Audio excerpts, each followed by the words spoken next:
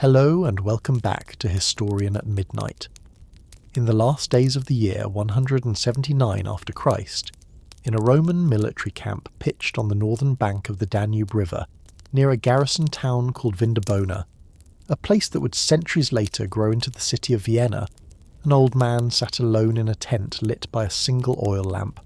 wrapped in a soldier's cloak against a cold that no brazier ever quite managed to push back, and wrote, in Greek, in a private notebook nobody else in the camp had ever been permitted to read, a short and unadorned note to himself reminding himself, in words he had by that point in his life written some version of 1,000 times before, that the people he would meet the next day, the officers requesting supplies he did not have, the tribal envoys asking for peace terms he was not yet ready to grant, the soldiers dying of wounds and of a plague that had already killed more of his own subjects than any war his empire had fought in living memory, would very likely be difficult, meddling, ungrateful, or simply wrong, and that none of that changed what he owed them, or what kind of man he had decided years before, on very different mornings in a very different city, he intended to remain. He was 58 years old that particular winter. He'd ruled the largest and most powerful state in the Western world for 18 years. He had buried, by that point, a co-emperor, a wife, and at least 8 of his own children. He had spent nearly the whole of the previous decade living quietly in a soldier's tent, on a frontier he had never once wanted to see, fighting a long war he had never wanted to fight, and by the following spring he would be dead in that same camp, or one very much like it, and the small private notebook he kept filling, night after night, in that cold tent, addressed to no reader, intended for no publication, written in the plain, unpolished, sometimes repetitive Greek of a man talking himself back into his own convictions rather than performing them for anyone else, would survive him by very nearly 2,000 years, would be copied and recopied by monks who had no idea who its author actually was,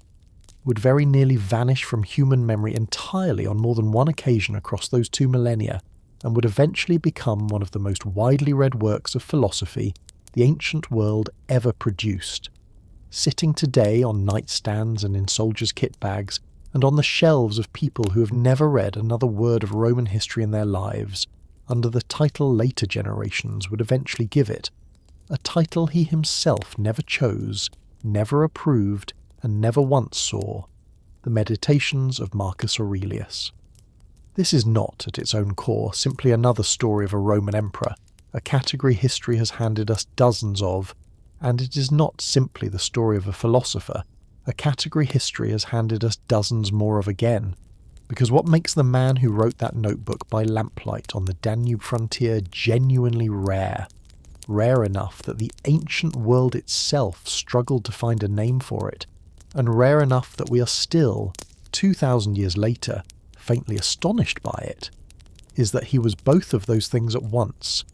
a man raised, quite deliberately, by an empire that had spent a century learning to distrust its own hereditary bloodlines,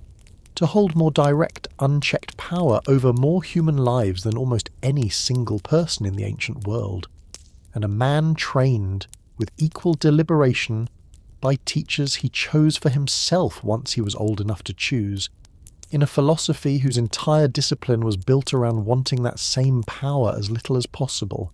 around treating wealth and reputation, and even life itself as things fundamentally outside a person's own control, and therefore unworthy of a person's own deepest attachment.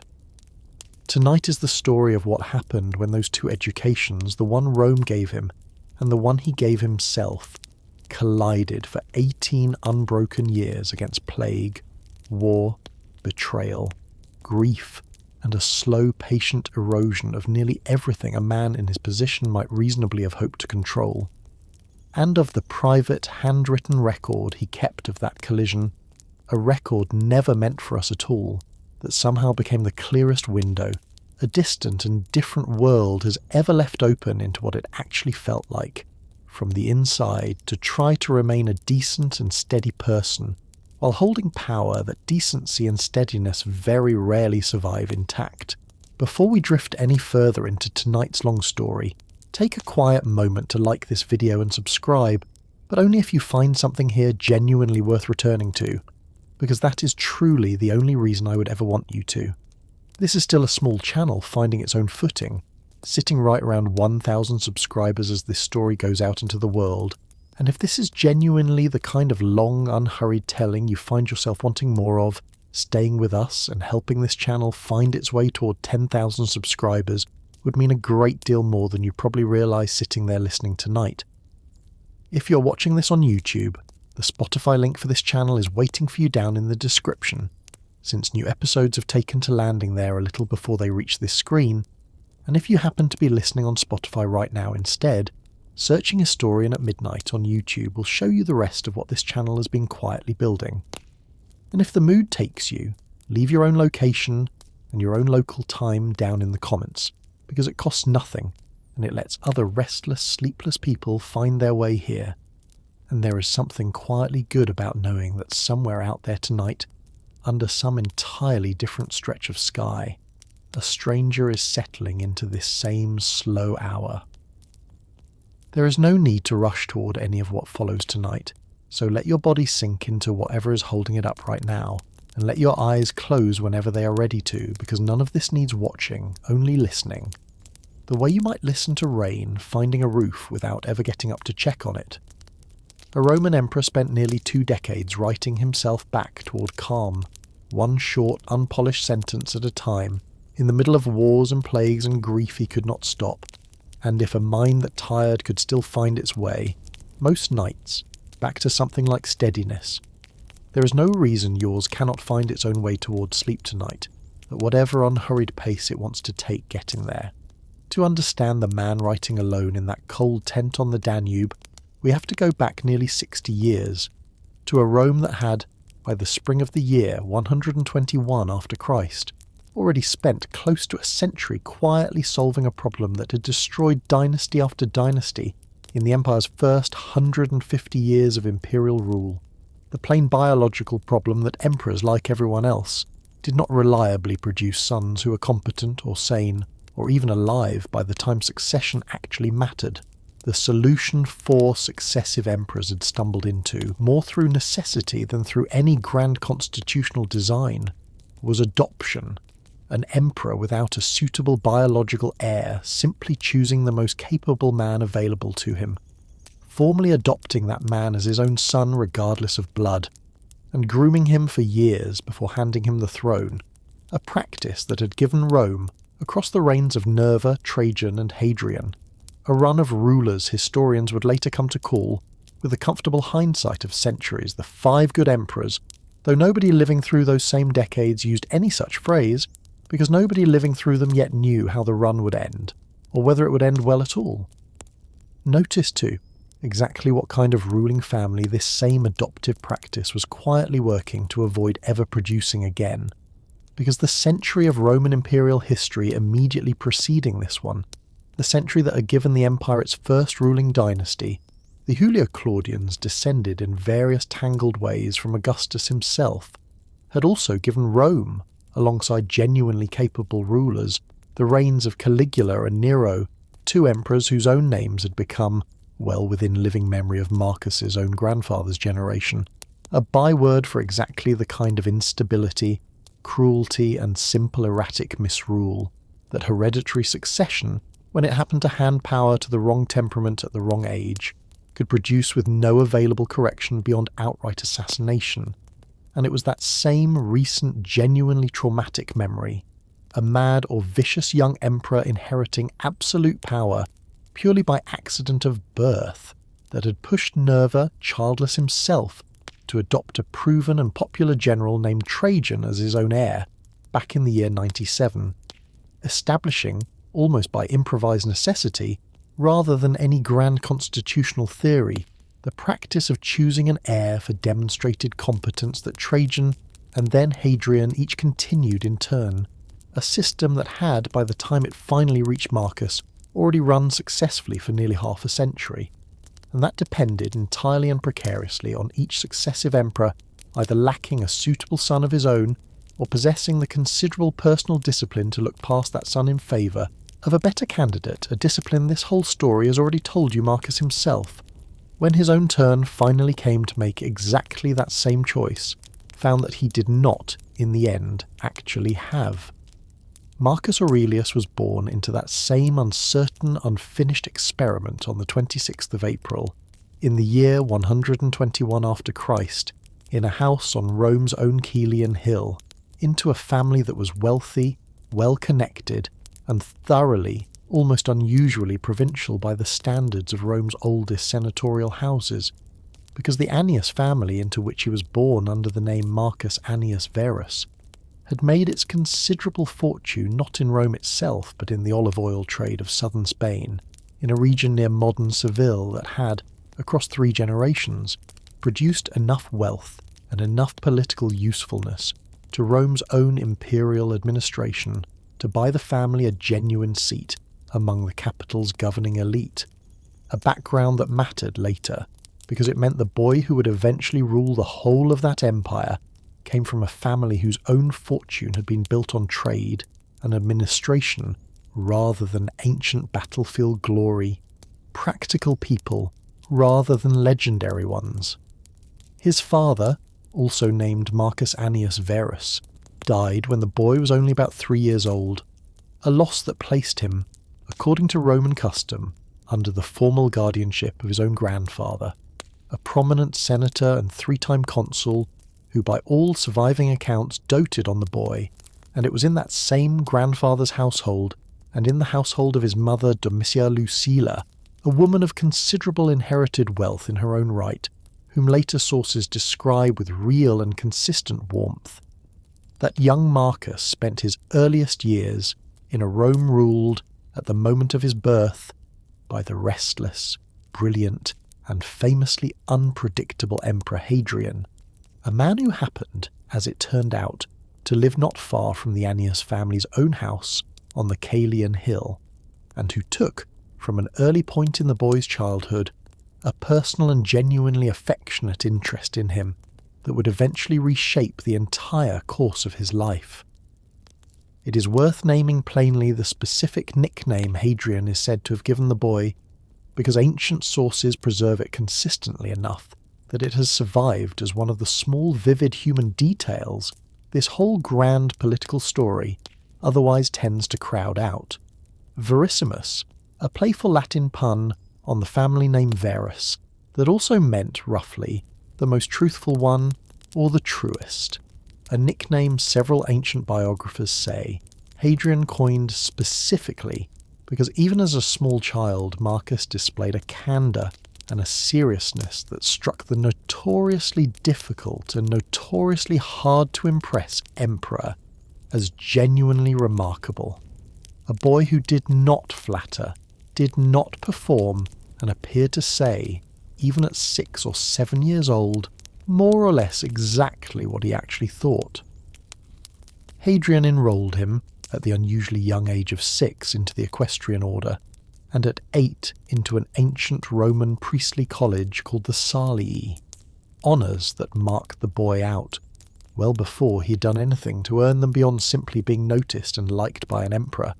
As a young man, Rome's higher circles expected great things from, though what form those great things might take remained, for a long while yet, entirely unsettled, because Hadrian had, at this point in the Early 20s, no formal heir of his own at all, and a great many ambitious Roman families were watching that same open question with considerably more than idle curiosity. Consider, too, the specific and genuinely striking turn young Marcus's own education took once he reached his early teenage years, because somewhere around the age of 12, according to the biographical tradition that survives from antiquity, admittedly a tradition later historians have found reason to treat with real caution, in its smaller details even where its broader outline holds, the boy who had been raised amid considerable wealth and considerable comfort began adopting, with an intensity his own family found alarming enough to actively intervene against, the dress and the daily habits of a practicing Stoic philosopher, wearing a rough Greek cloak of the kind professional philosophers wore rather than the finer clothing his own rank entitled him to, and insisting, over his mother's own repeated objections, on sleeping on the bare ground covered by only a simple animal skin,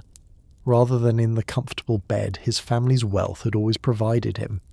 A period of genuinely extreme youthful austerity that his mother eventually persuaded him to soften, only far enough that he agreed to sleep on a couch spread with skins rather than the ground itself. A small domestic compromise that later biographers have found oddly endearing, precisely because it shows, in miniature, exactly the tension that would define the whole of his adult life, a genuine and evidently quite serious philosophical conviction colliding, gently but persistently, with the ordinary human love of people who wanted him warm, comfortable, and alive. It is hard not to notice, examining this same episode honestly, how unusual it actually was for a boy of his particular class and particular moment to take philosophy quite this seriously, quite this young. Because Rome's own elite education, the kind young Marcus was simultaneously receiving from a series of carefully chosen tutors, was built overwhelmingly around rhetoric, the art of persuasive public speaking that a young senator would need to build a political career, rather than around the more demanding and considerably less immediately useful discipline of moral philosophy, and the tutor Hadrian and later Antoninus arranged for Marcus in rhetoric specifically. A North African orator named Marcus Cornelius Fronto would go on to become one of the two men whose surviving letters give us our clearest and most intimate window into the young man's actual inner life. Letters affectionate almost to the point of embarrassment by modern standards, in which the grown Fronto addresses his former student with a warmth bordering on the romantic even decades into their friendship, worrying over Marcus's health, missing him during separations, and gently, repeatedly, half-jokingly complaining that his star pupil had gradually abandoned the polished rhetorical career Fronto had spent years training him for in favour of the plainer, less showy discipline of philosophy instead. A complaint Fronto never entirely stopped making, and that Marcus, in his own surviving replies, never entirely stopped gently deflecting. Note, too, exactly what Fronto's own considerable rhetorical training with the young Marcus actually consisted of, because Roman elite education in oratory during this period centred heavily on a practice modern scholars call imitatio, the close, careful, repeated study and imitation of admired earlier authors.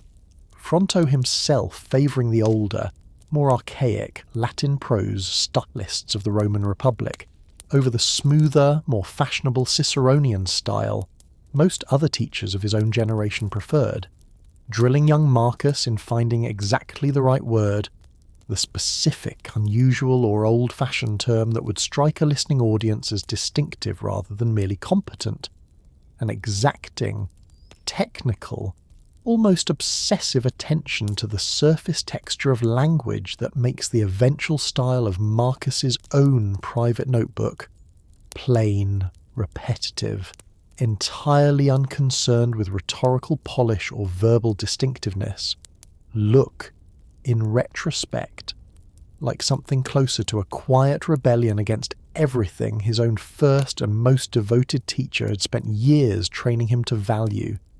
A student who absorbed the discipline of his teacher's craft thoroughly enough to then deliberately set it aside in favour of a plainer voice he judged better suited to the considerably more urgent private work that voice actually needed to do. The second man whose influence on the young Marcus mattered as much or more than Fronto's own was a philosopher named Quintus Junius Rusticus, a senator and practising Stoic considerably older than Marcus, whom Marcus himself, decades later, in the private notebook this whole story keeps circling back toward, credited by name with something no other single teacher in his life received quite the same specific credit for, introducing him to the written teachings of a philosopher named Epictetus, a man whose own biography stood about as far from Marcus's own privileged upbringing as it was possible to stand because Epictetus had been born enslaved in Roman-controlled Asia Minor, had belonged for years to a secretary of the Emperor Nero, had been, according to one persistent ancient tradition, permanently lamed by a master who deliberately twisted his leg until it broke, and had eventually won his own freedom and gone on to found a philosophical school of his own, teaching, from lived personal experience rather than comfortable theory, that a person's outward circumstances, whether they were enslaved or free, wealthy or poor, healthy or in pain, were simply not the things that determined whether that person could live well, because the only thing genuinely within any person's own control was their own judgment, their own will, their own choice of how to respond to whatever happened to them. Everything else, wealth, reputation, health, even one's own body, belonging to a much larger category of things a wise person learned to want without desperately needing. And it was this same teaching, delivered second-hand through a set of lecture notes a student of Epictetus's had compiled into a book called the Discourses, that Rusticus is said to have lent the young Marcus his own personal copy of, a private act of intellectual generosity that Marcus, writing decades later, as the single most powerful man in the known world, still remembered with enough specific gratitude to record it by name. Note too what became of Rusticus himself across the following decades, because Marcus, once he held the throne in his own right, appointed his old teacher to 2 separate terms as Rome's own city prefect, one of the most senior and most trusted administrative posts available to any Roman official, and it is worth adding, honestly, the specific and genuinely uncomfortable episode that same appointment eventually produced, because it was Rusticus, presiding in his own official capacity as city prefect, who tried and condemned to death, sometime around the year 165, a Christian philosopher named Justin, a man modern Christian tradition remembers as Justin Martyr, who had spent years arguing in his own considerable surviving writing that Christianity was itself a legitimate philosophy fully compatible with reason, deserving the same legal toleration Rome extended to its own recognised philosophical schools. An argument Rusticus, the very teacher who had introduced Marcus to Epictetus, evidently found entirely unpersuasive, sentencing Justin and several of his own students to execution for their continued refusal to sacrifice to the traditional Roman gods. A single documented case that sits, worth naming honestly rather than passing over, uncomfortably close to the centre of this whole story's own philosophical circle. The specific hand that first placed a formerly enslaved Stoic teacher's writing into young Marcus's own, and that Marcus so warmly credited decades later, was the same hand that would go on to condemn a considerably different kind of philosopher to death for refusing to bend on a point of religious conscience. Note, too, exactly how thoroughly the Rome young Marcus was growing up in remained, throughout these same years, a Rome still without any settled answer to the one question that mattered more than almost any other to the empire's own long-term stability: who would actually succeed Hadrian? Because Hadrian, despite ruling for over 2 decades, never fathered a son of his own, and spent the final years of his reign in a genuinely fraught and at times almost desperate search for a suitable heir, first adopting a senator named Lucius Sionius Commodus, who took the name Lucius Aelius upon adoption, and who died of illness barely 2 years later, without ever actually becoming emperor. A full start that left Hadrian, by the year 138, ill himself and running out of both time and obvious candidates, and it was in the specific arrangement Hadrian settled on that spring, an arrangement historians have long recognised as one of the single shrewdest pieces of long-range succession planning the whole of Roman history produced, that young Marcus's own future was finally and permanently decided for him. It bears mentioning, plainly, exactly what Hadrian actually arranged, because rather than simply adopting a single suitable heir the way his own 3 predecessors had each done in turn, Hadrian constructed in one deliberate stroke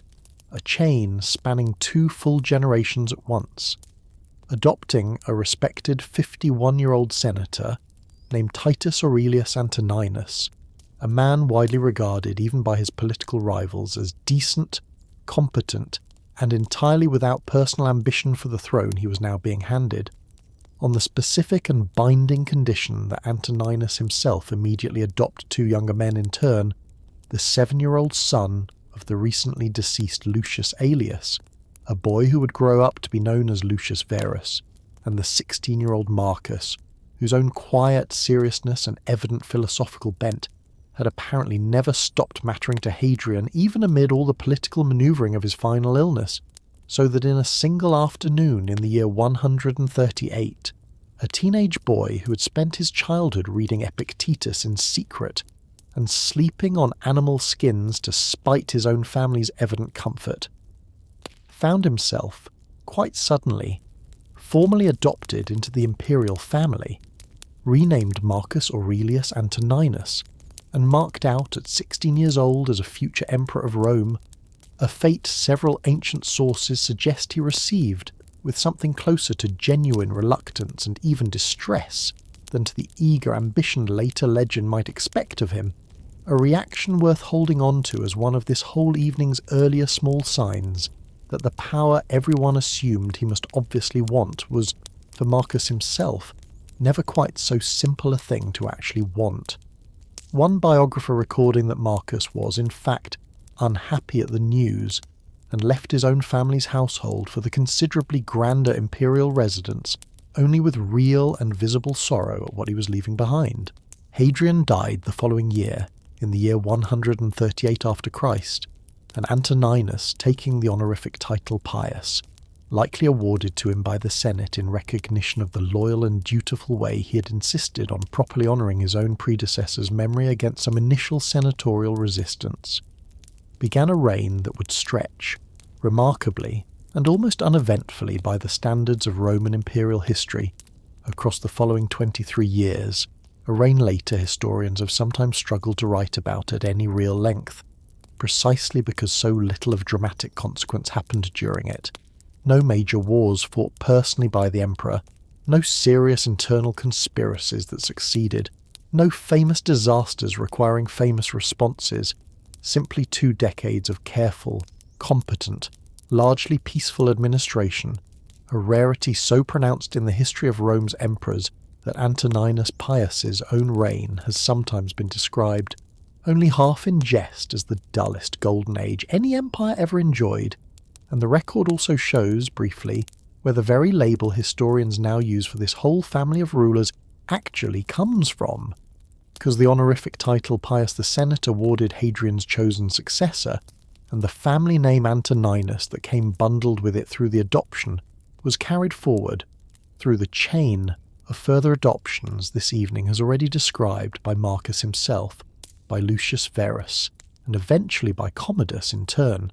so that modern historians, looking back across the whole connected dynasty, founded by an emperor who was not, strictly speaking, anybody's blood relation to begin with, simply borrowed that same shared name and began calling the whole family, and the whole distinctive era of adoptive succession it represented, the Antonine dynasty,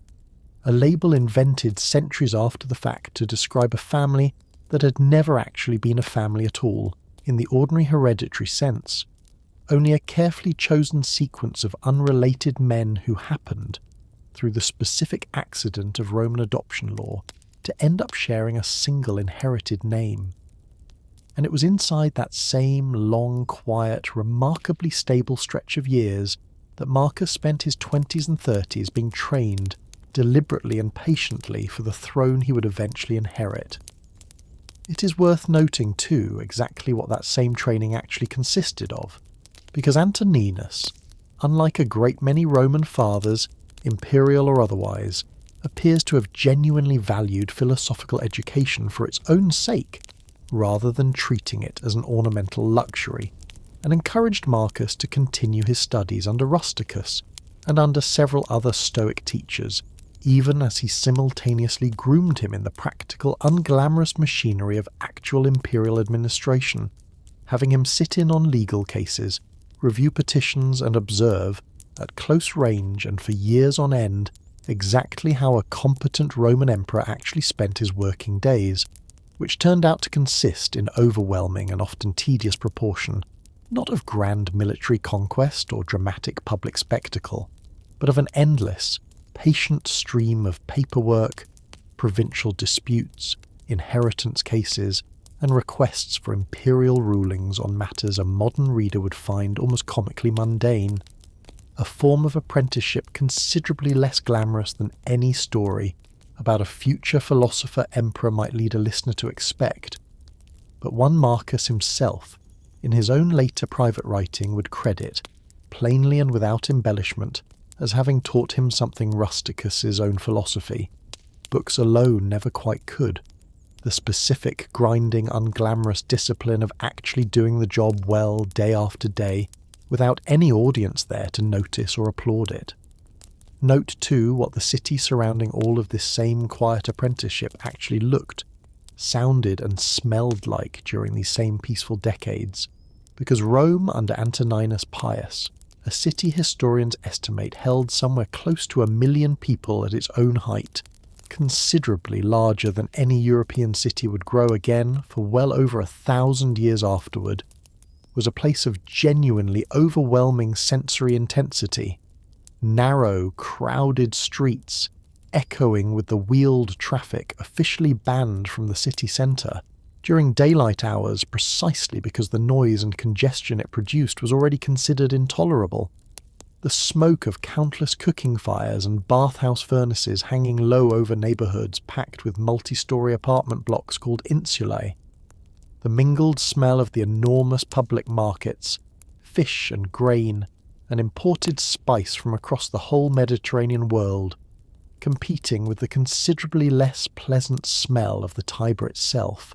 a river that served simultaneously as the city's water source, its sewer outlet and its principal shipping channel, and it was through streets exactly this crowded, exactly this loud, exactly this alive, that the young Marcus would have moved on his way between his own family home and the palace,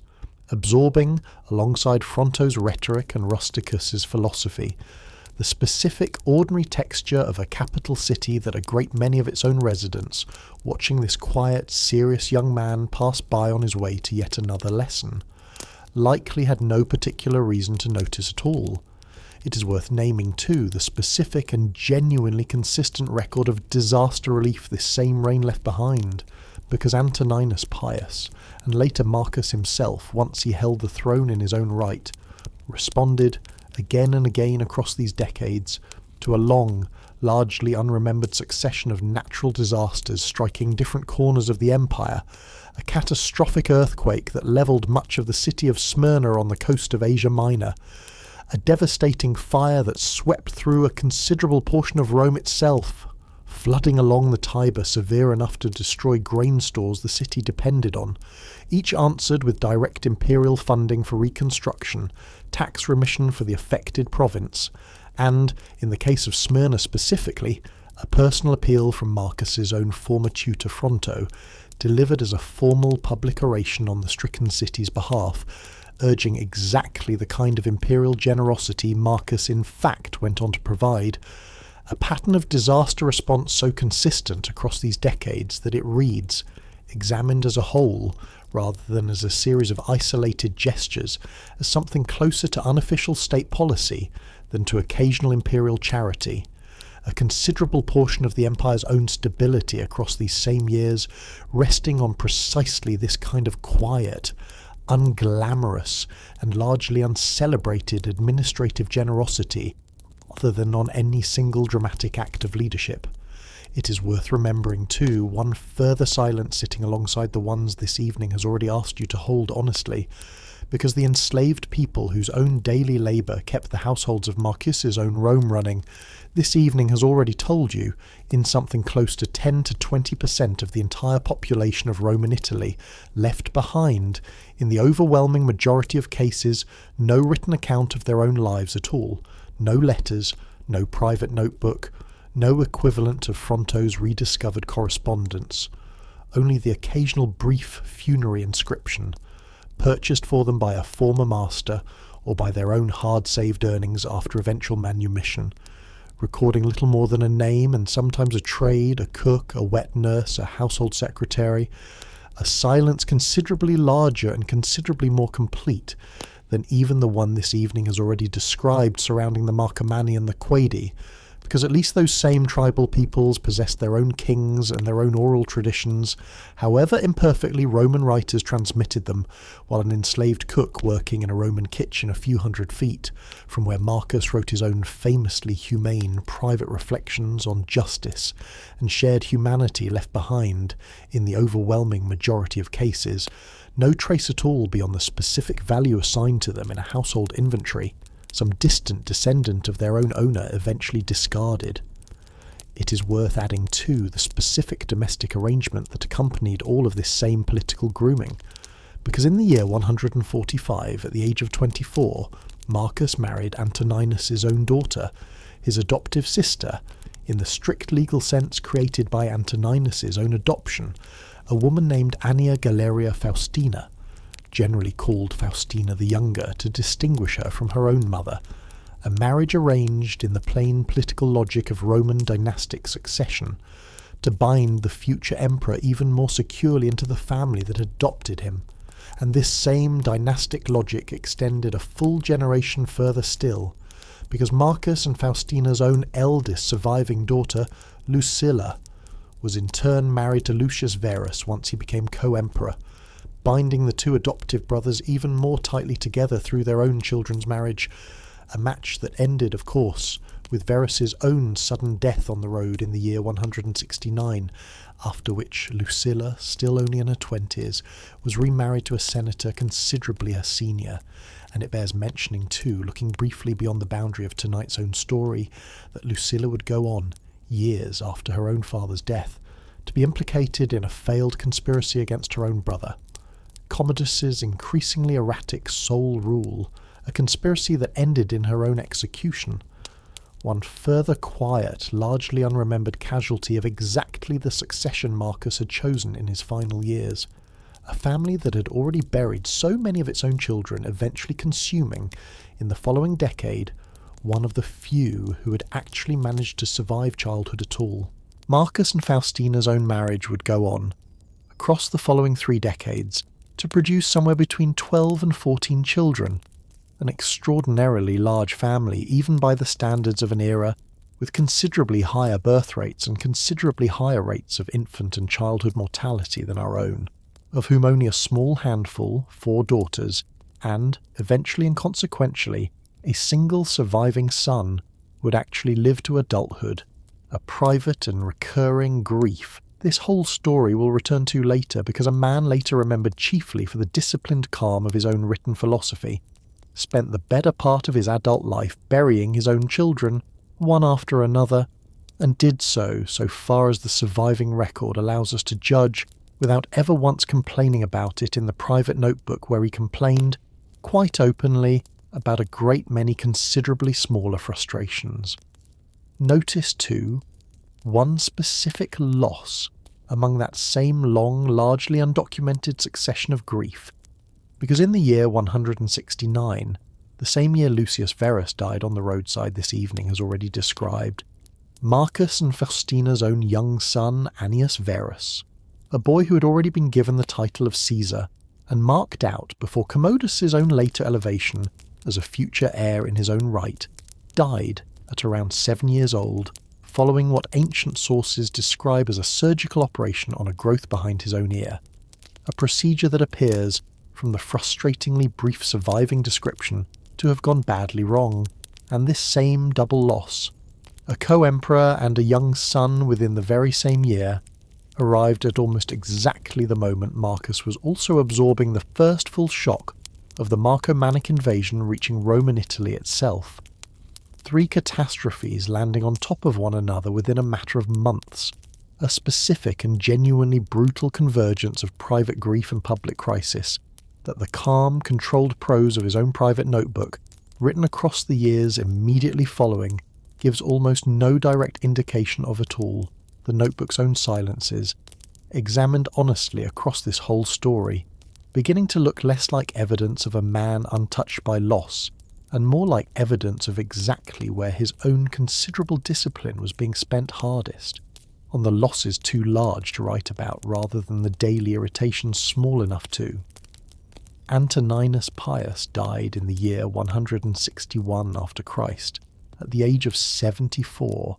after a reign so settled and so uneventful that its own ending has become, among the small handful of details ancient biographers chose to preserve about it, one of the more quietly affecting death scenes in the whole of Roman imperial history, because the account that survives describes the old emperor, in his final hours, giving the watchword for the night to the tribune of his guard, the single word the guard would use to identify friend from stranger in the darkness, and that the word he chose deliberately, as very nearly his final recorded act as emperor, was the Latin word for equanimity, a calm, undisturbed evenness of mind, a final small instruction from a dying ruler to the young man he had spent 23 years quietly training to succeed him, that whatever came next, the throne, the wars nobody yet knew were coming, the long nights ahead in tents on frontiers, nobody in that peaceful room could yet imagine. The thing worth carrying into all of it was exactly that same steady, undisturbed evenness of mind Antoninus had modelled, without any particular fanfare, across 2 full decades of careful, competent, largely unglamorous rule. Antoninus's own memory was marked by a separate commemorative column raised in the Campus Martius, its base carved with a relief showing the old emperor and his own wife Faustina, the elder being carried up into the heavens by a great winged figure representing eternity, flanked by personifications of Rome and of the very field the ceremony itself was taking place upon, a considerably gentler and considerably less militaristic monument than the column Marcus's own reign would eventually leave behind. One final quiet contrast between a peaceful reign remembered in soaring, allegorical stone, and a considerably harder reign remembered instead in carved scenes of siege and slaughter. Marcus Aurelius became Emperor of Rome that same day, in the year 161 after Christ, at the age of 39, having spent the whole of his adult life since the age of 16 being prepared for precisely this moment, and the very first significant decision he made as sole ruler was, by the standards of everything Roman imperial precedent had ever established, a genuinely radical one,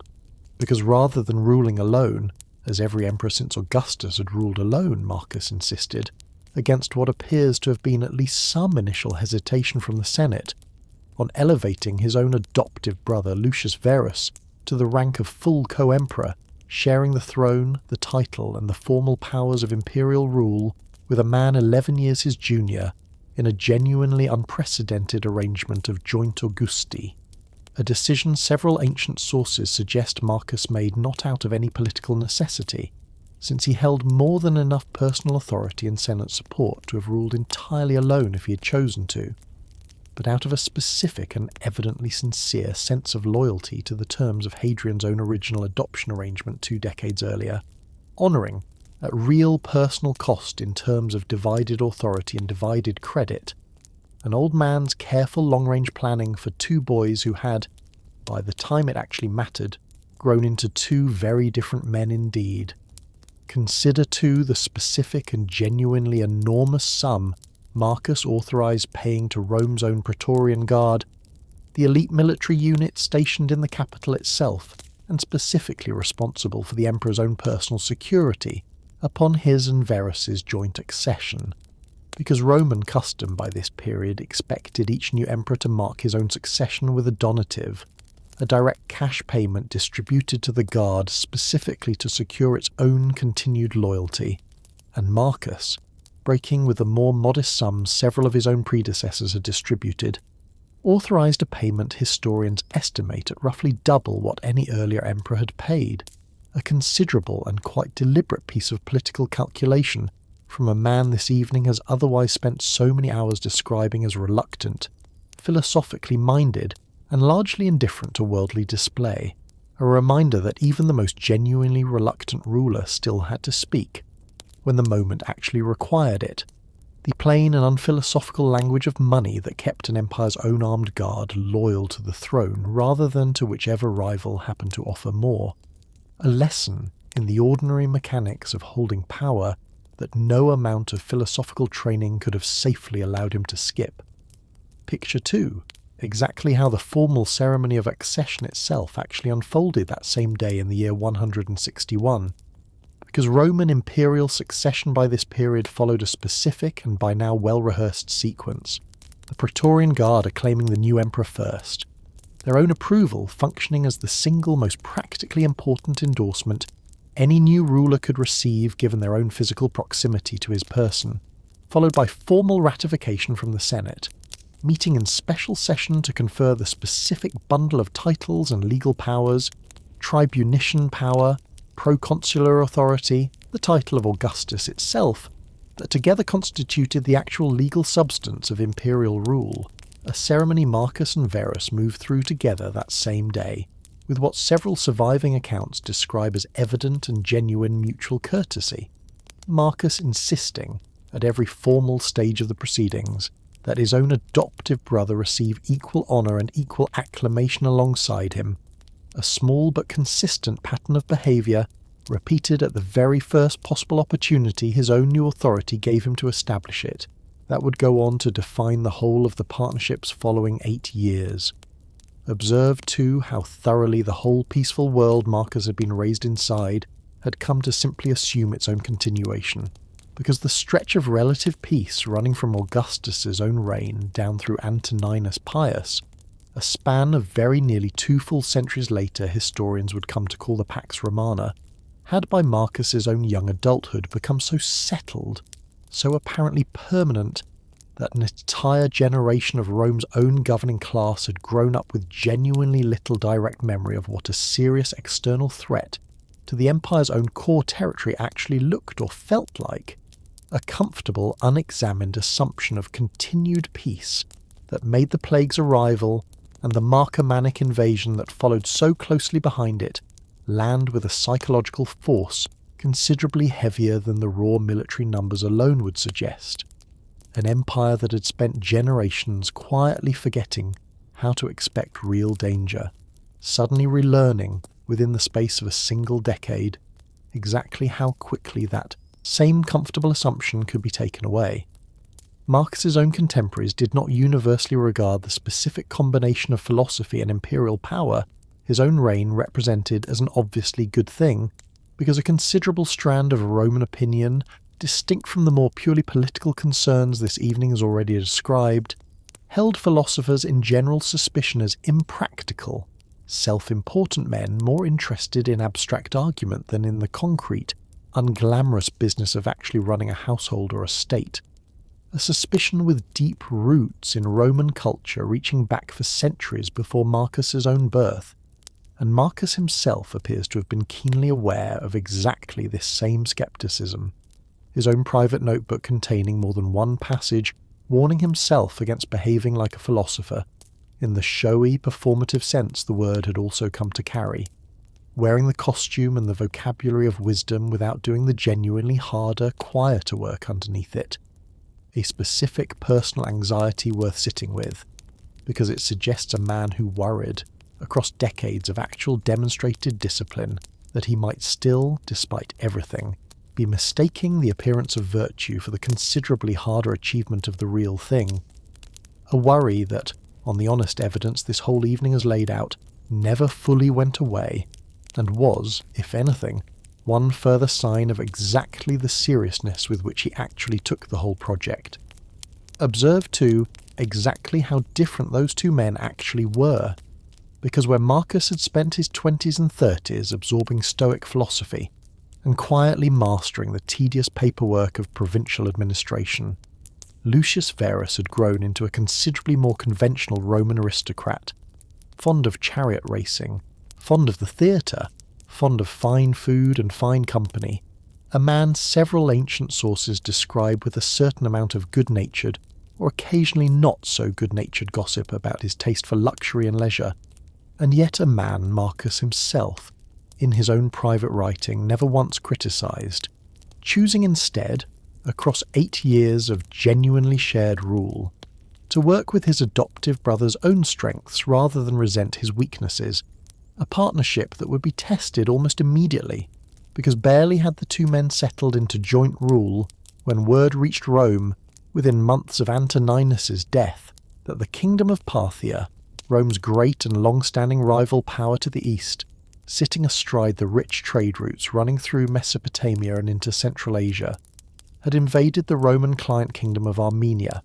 defeated the Roman legions sent to relieve it, and inflicted in the process one of the more serious Roman military humiliations of the previous half-century. It is worth naming, plainly, the decision Marcus and Verus reached together about how to answer that same Eastern crisis, because rather than travelling east himself, Marcus, whose own health had never been especially robust, and who by this point in his life had already developed the chronic chest and stomach ailments that would trouble him, according to his own later private complaints, for the whole of the rest of his life, remained in Rome to manage the day-to-day administration of the empire, while Verus, younger, healthier, and by most surviving accounts,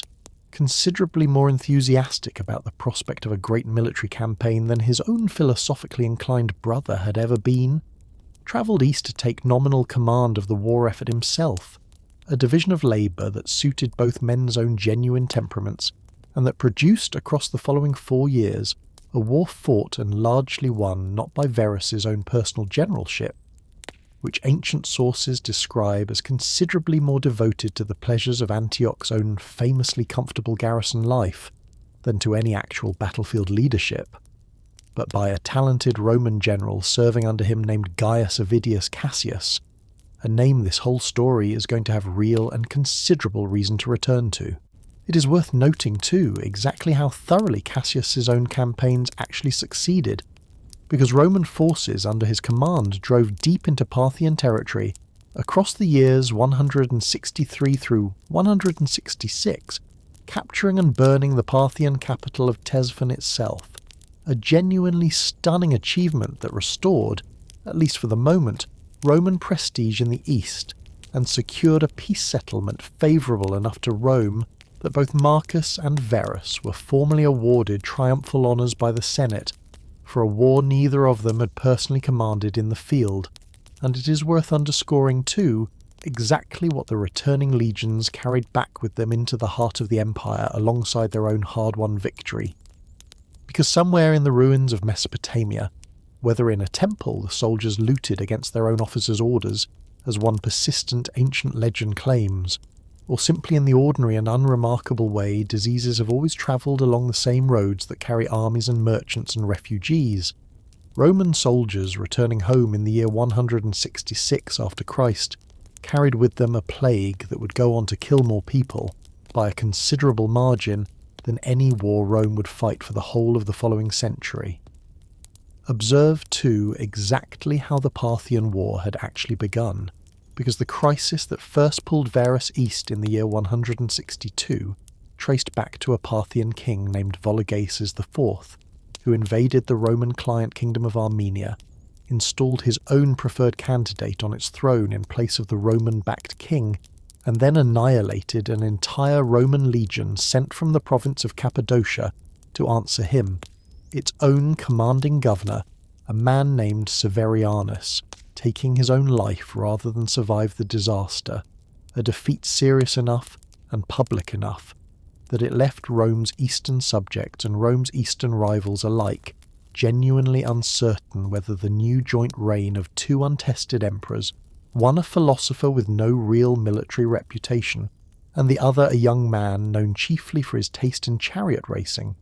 actually possessed the will to answer it.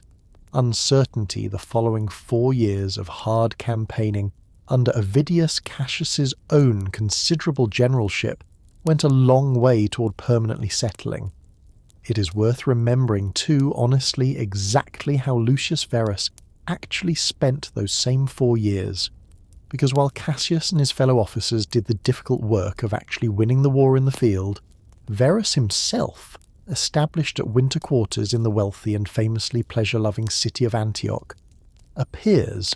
by the consistent and not especially charitable testimony of several ancient sources, to have spent a considerable portion of the campaign enjoying that same city's own famous theatres, its baths, and its company rather than directing operations in any close or hands-on sense, a reputation that followed him for the rest of his life, and that stands in genuinely stark contrast to the frontier hardship. This evening has already described Marcus personally enduring on the Danube only a few years later, two brothers sharing a single throne and answering two different wars in two entirely different registers, one from a comfortable eastern capital and one from a freezing tent, a contrast Marcus himself,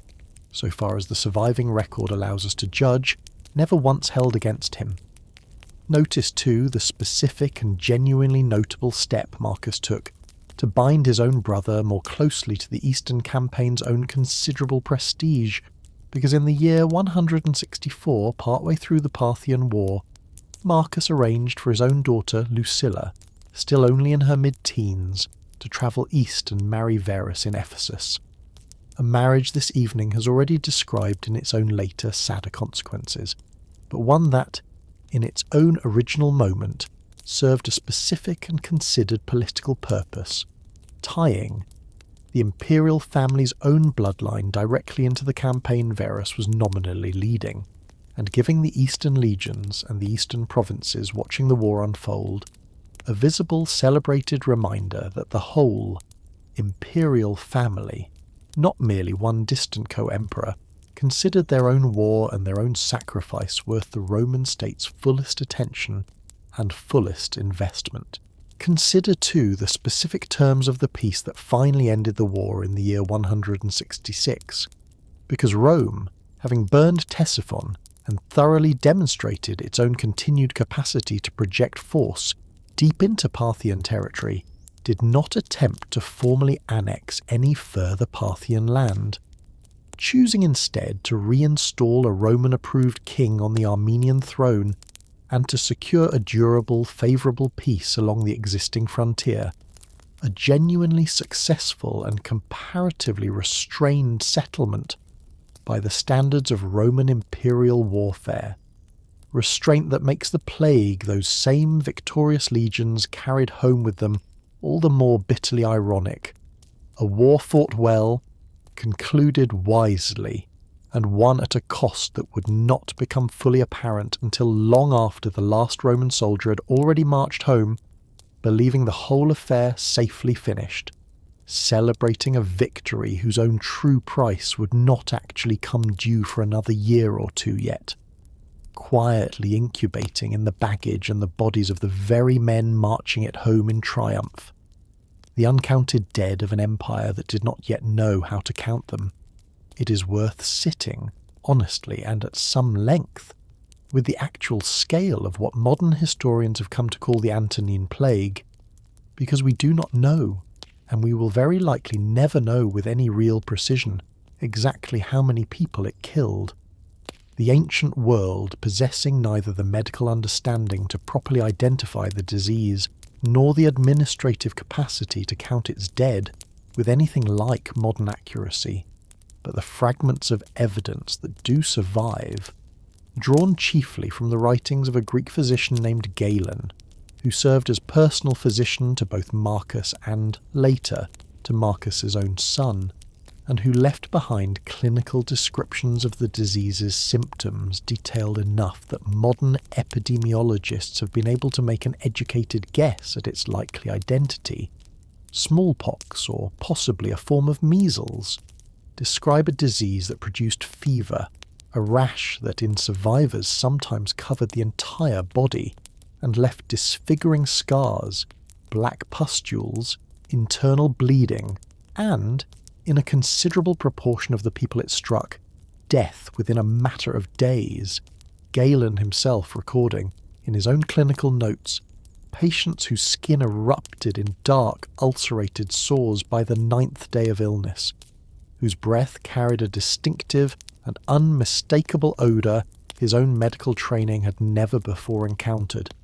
and whose fever, in the disease's own worst cases, was accompanied by a violent bloody cough that left the sick room itself, by his own account, a place few visitors or attending family members could bear to remain in for long, spreading in the years immediately following the returning legion's arrival back in Roman territory along precisely the same network of roads, rivers, and sea lanes that had made the Roman Empire's own famous connectivity such a source of prosperity in peacetime, carrying the disease from Mesopotamia through Asia Minor, into Egypt, across the Mediterranean, and into Rome itself, where it is said to have killed, at the very height of a single outbreak, as many as 2,000 people in one day. Observe, too, the specific and genuinely staggering estimates. Modern historians have cautiously ventured for the plague's total death toll. Across the 15 or so years it continued to recur in waves across the Roman world, estimates that remain, by their own nature, deeply uncertain and deeply contested, but that a considerable number of serious scholars now place somewhere in the range of 5 to 10% of the entire population of the Roman Empire, a toll that would translate against a total imperial population most historians estimate at somewhere between 60 and 70 million people at the empire's own height, into something in the range of 5 to 10 million deaths, a number so large and so quietly absent from the specific, personal, individually mourned kind of historical record that later and better documented plagues would eventually generate, that it is worth adding plainly what that absence actually means, that the overwhelming majority of the people the Antonine Plague killed left behind no name. Any historian today can recover. No epitaph, no letter describing their final illness. Nothing beyond their own share of a mortality statistic. Modern scholars have had to reconstruct, centuries later, from scattered fragments of tax records, funerary inscriptions that grow noticeably sparser across exactly these years, in the regions archaeologists have studied most closely, and the simple, blunt testimony of ancient writers who lived through it and described, in general and often understandably vague terms, towns and even entire regions left with too few living hands to bury their own dead. Consider, too, the specific and genuinely revealing way even the physician most directly responsible for treating the disease's own imperial victims responded to its arrival in Rome, because Galen himself, who would go on to serve as Marcus's own personal physician for years, and who left us the clinical descriptions this whole account depends on, appears, by his own later admission, to have simply left the city of Rome shortly after the plague's initial arrival there, retreating to his own estate outside the capital under the stated pretext of visiting family, a decision several modern historians reading between the lines of his own evasive later account have concluded was, in plainer terms, an educated man's own flight from a disease he had no effective treatment for, and no particular desire to be trapped in a crowded capital city alongside. A human and thoroughly understandable response from the Empire's own most celebrated doctor that nonetheless sits at some real distance from the more heroic image later centuries have sometimes projected backward onto ancient medicine. A reminder that even the best available medical knowledge of the 2nd century after Christ amounted, in the face of a disease this severe, to considerably less protection than plain distance and plain luck. Consider, too, exactly how significant a figure Galen himself actually was, well beyond his own specific service to Marcus and to the plague this evening has already described, because Galen would go on, across a long career stretching across several successive imperial reigns, to produce a body of medical writing so vast and so systematic that it would remain the dominant framework of Western and Islamic medicine for the following 13 centuries. His own theories of the body's 4 humours, his own detailed anatomical descriptions based largely on the dissection of animals since Roman law forbade the dissection of human bodies, and his own extensive writing on diagnosis, treatment, and pharmacology, together forming a medical curriculum still being taught, essentially unrevised, in European universities well into the 1600s. meaning that the physician who fled Rome rather than face the Antonine Plague directly, and who kept the philosopher emperor supplied with his daily dose of theriac across the final grinding years of frontier campaigning, stands, examined on his own considerable merits, as one of the single most influential individuals in the entire history of medicine, a reminder that Marcus's own court, in the middle of plague and war, still contained, working quietly in its own corner, a mind whose own influence on the following millennium and a half of human history would rival Marcus's own. It's worth noting, too, what the plague's arrival likely looked like from inside a single ordinary household in one of the many provincial towns it eventually reached,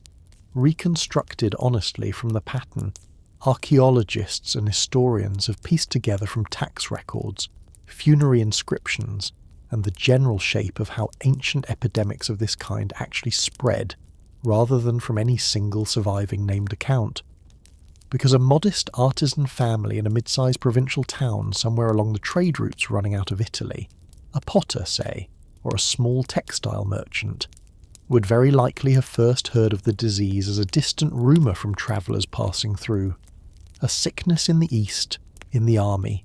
nothing yet to worry about before the first cases appeared among the town's own returning soldiers or travelling merchants, spreading, within weeks, through the same crowded, close-quartered urban housing that made every Roman town of any size a genuinely efficient engine for exactly this kind of contagion, a fever, then the rash, then, for a significant proportion of those infected, death within days, entire households wiped out together since the same close proximity that let a family care for its own sick members also guaranteed the disease's spread from one to the next. Town councils across the affected provinces recording, in the driest possible administrative language, a shortage of magistrates and priests to fill offices left suddenly vacant. Tax rolls that modern historians have been able to show measurably thinning across exactly these years in the regions hit hardest. The ordinary bureaucratic residue of a catastrophe, none of the people actually living through it had any name for beyond simply the plague, a word that would recur again and again across the whole of the rest of Marcus's reign, since the disease never fully vanished after its first devastating wave, but continued to flare up in smaller recurring outbreaks for the better part of the following 2 decades. It is hard not to notice, too, exactly what kind of physical evidence has survived to corroborate the written record this evening has otherwise had to rely on, because alongside the column in the Piazza Colonna and the equestrian statue this evening has already described, Roman coins minted throughout Marcus's own reign, struck in enormous quantities, and surviving today by the tens of thousands in museum and private collections around the world, provide historians with a remarkably precise, if narrow, secondary record of the reign's own major events. Imperial coinage of this period regularly commemorating military victories, religious observances, and significant anniversaries with specific dated inscriptions and specific commemorative imagery, meaning that a coin struck to celebrate the Parthian victory, or another marking Marcus's own assumption of a particular honorary title, can often let modern historians pin down the precise year, and sometimes the precise month, of an event the literary sources themselves describe only vaguely, small circles of stamped metal, worn smooth by 2,000 years of handling before they ever reached a museum case, quietly confirming or gently correcting the more dramatic and more uneven written accounts this whole story has otherwise had to depend on. It is hard not to notice, too, exactly what the plague did to the Roman army specifically, the very institution whose own returning soldiers had likely carried the disease home in the first place, because military garrisons, packed together in close quarters along the empire's frontiers, suffered losses severe enough that entire legions were left, according to several surviving accounts, at a fraction of their proper fighting strength at precisely the moment history was about to demand more of the Roman military than it had been asked to give in generations, a coincidence of timing that historians have long recognised as one of the single most consequential pieces of bad luck the whole of Marcus Aurelius's reign would produce. Because even as the plague was still working its way through the empire's own cities and camps, an entirely separate and until then largely unrelated crisis had already begun quietly building along the empire's northern frontier. A crisis the depleted, plague-weakened legions Marcus now commanded would prove badly, dangerously undermanned to meet. A frontier that had held for generations, and the pressure that had been building against it far longer than Rome had noticed. To understand why that same northern crisis caught the Roman world as unprepared as it did, we have to look back, briefly, at the frontier itself, the long line the Danube River traced across the middle of Europe, separating Roman provinces like Pannonia and Noricum, roughly the territory of modern Austria, Hungary and the Balkans, from a wide and loosely organised patchwork of Germanic and Sarmatian peoples living beyond it, a frontier that had, for the better part of a century, functioned reasonably well as a working border,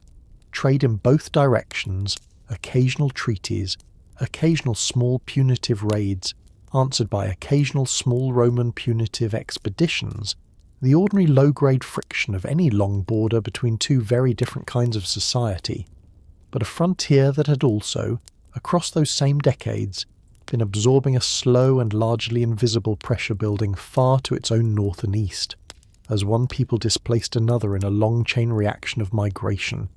Historians still do not fully understand in its earlier stages, pushing groups like the Marcomanni and the Quadi, both broadly Germanic peoples settled in the region of modern Bohemia and Moravia, and the Iazyges, a Sarmatian people of Iranian origin settled on the plains between the Danube and Rome's own province of Dacia, into increasingly close and increasingly crowded contact with the Roman frontier itself, a pressure that had been quietly building for years before the plague ever struck and that finally broke in the year 166 or 167 after Christ into open large-scale war. Consider, too, exactly what kind of homeland the Marcomanni and the Quadi actually occupied, because these were not nomadic raiders drifting without any fixed territory, but settled agricultural peoples living in the river valleys and forested uplands of what is now the Czech Republic and Slovakia, organised into kingdoms with their own hereditary rulers, several of whom Rome had, in previous decades, formally recognised as client kings bound by treaty, meaning that the war this evening is about to describe was not, in its own origins, a clash between a settled civilization and some formless external threat, the framing Roman writers themselves generally preferred, but a war between two considerably more comparable neighbouring powers, one simply possessing, in the Roman legions, a scale of organised military force and logistical reach. The other could not ultimately match. Whatever the initial successes a coordinated tribal coalition managed to achieve against a plague-weakened frontier in the war's own opening years, notice too exactly how far that same war actually reached before Roman forces managed to check it, because rather than the kind of contained frontier skirmish Roman commanders had grown accustomed to managing with a single legion or two, the coalition of Germanic and Sarmatian peoples that crossed the Danube in these years, considerably larger and considerably more coordinated than any single tribal raiding party Rome had faced along this frontier in living memory, broke through the depleted, plague-thinned Roman defences entirely, pushed south through Roman Pannonia, and by around the year 170 had advanced far enough to lay siege to the wealthy Roman city of Aquileia, in northern Italy itself, a city standing barely 150 miles from Rome, the first time in nearly 300 years that a hostile foreign army had penetrated Roman Italy at all, a fact that landed on the city of Rome itself when word of it finally arrived, with a genuine and by all accounts widespread panic, because an empire that had for 3 centuries fought its wars almost exclusively on other people's soil suddenly found barbarian raiders, a word the Romans themselves used with all the fear and all the condescension the term implies, within direct marching distance of the capital. It is worth naming plainly exactly how unusual the response Marcus Aurelius chose to this same crisis actually was, measured against everything his own life, up to this point, might have predicted. Because a man raised from adolescence in the deliberate, disciplined renunciation of exactly the kind of worldly ambition and worldly glory a military triumph represented, a man who had spent nearly 2 decades governing from the comfort and safety of Rome itself, while his own more martially inclined brother handled the Parthian War in the east, chose, once the northern crisis reached the scale it had reached by around 168,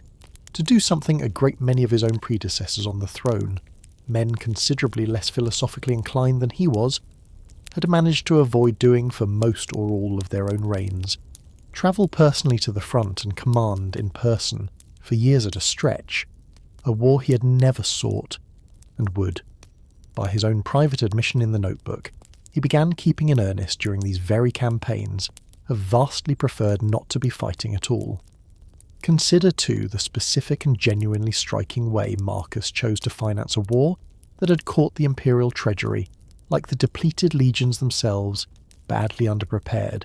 because rather than imposing the kind of harsh new taxation that a state suddenly facing a major unbudgeted war might ordinarily reach for,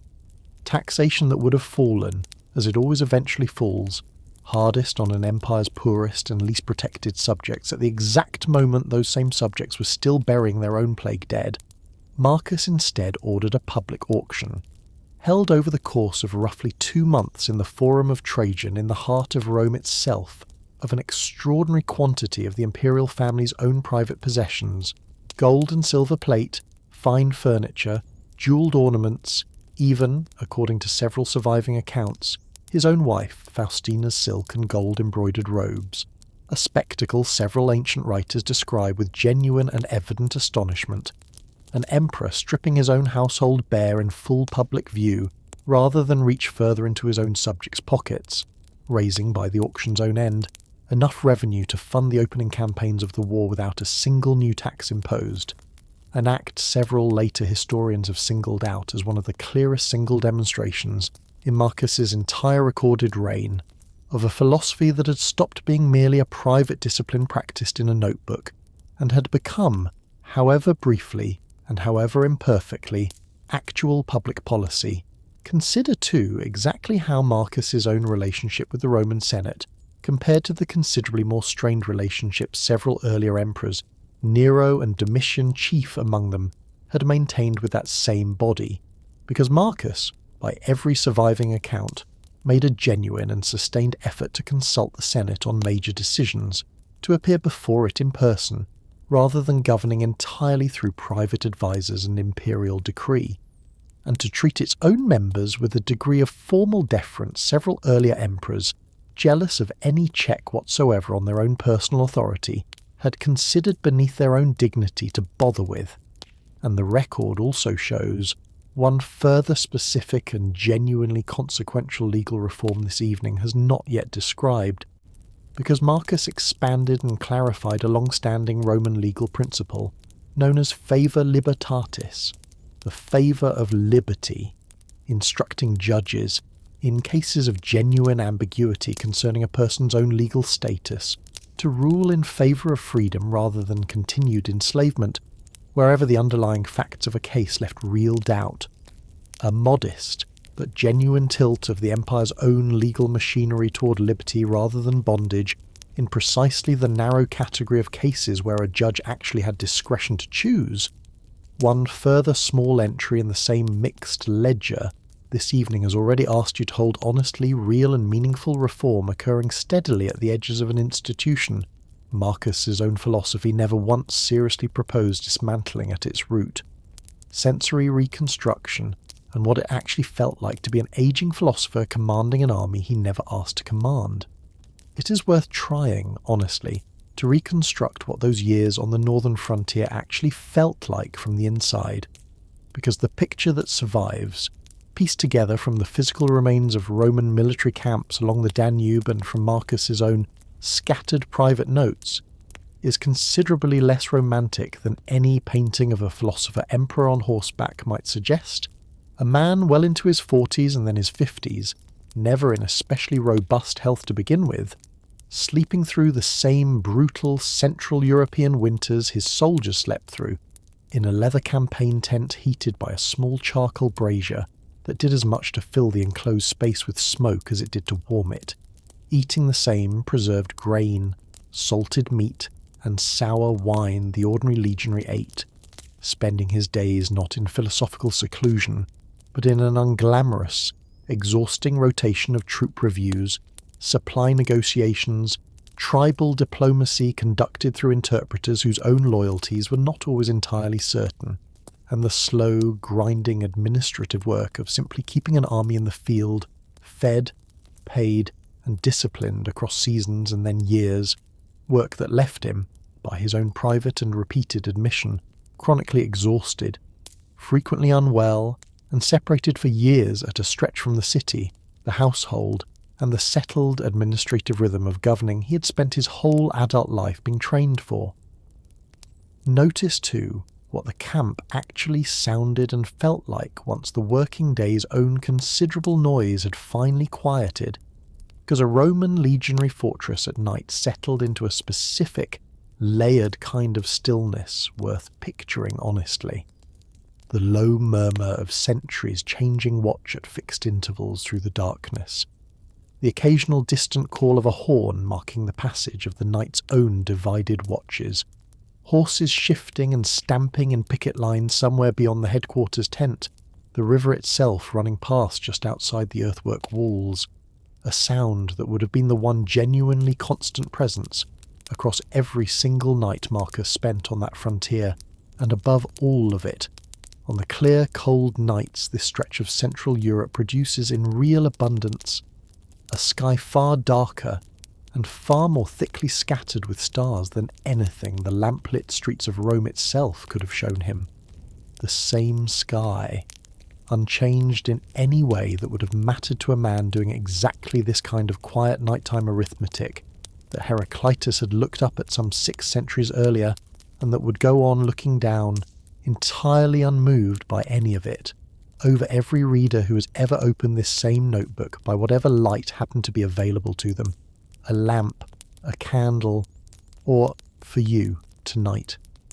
whatever small glow is keeping you company as your own eyes finally grow too heavy to keep open any longer. Notice, too, exactly how an empire of some 60 million people, spread across 3 continents, actually continued to function, day to day,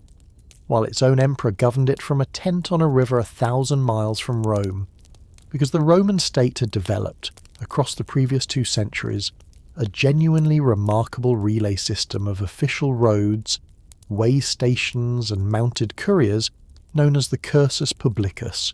allowing official correspondence, urgent military dispatches, and the endless stream of legal petitions and provincial reports this evening has already described Marcus personally reviewing to travel between Rome and the frontier in a matter of days, rather than the weeks an ordinary traveller would require, a system that meant the emperor's own tent functioned, in every practical administrative sense, as a fully operational branch of the imperial government, rather than as a temporary wartime absence from it. Secretaries and clerks travelling with Marcus's own camp to draft and process the constant flow of paperwork, so that a petitioner in Egypt or a magistrate in Spain, submitting a legal question to the emperor for his own personal ruling, had no particular reason to know or care whether the ruling that eventually arrived back had been signed in a marble palace in Rome, or in a smoke-filled leather tent on a freezing riverbank.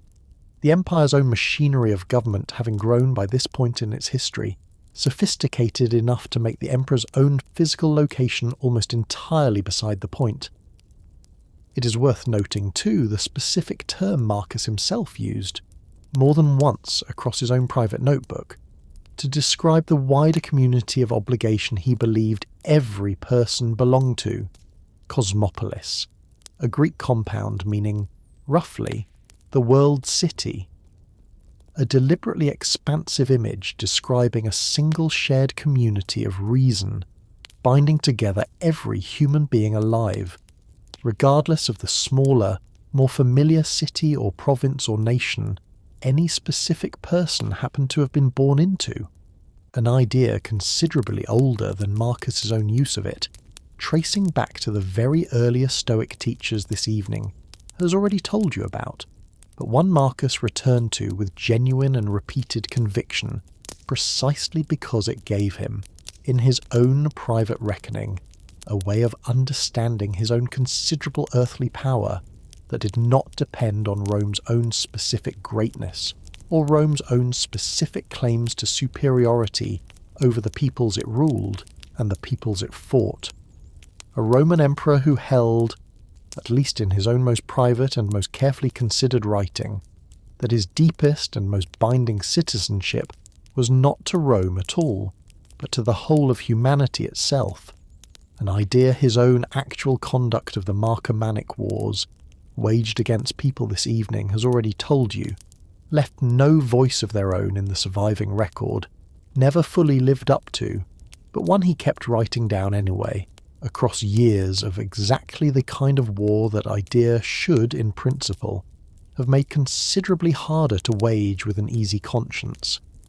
Notice, too, exactly how severely the plague's own losses had actually gutted the ordinary channels of military recruitment by the time the Northern War demanded its own considerable reinforcement,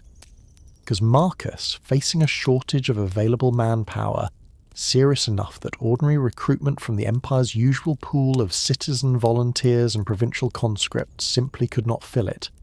resorted, according to several surviving accounts, to measures no earlier emperor of this era had needed to consider, enrolling enslaved men, purchased and freed specifically for military service,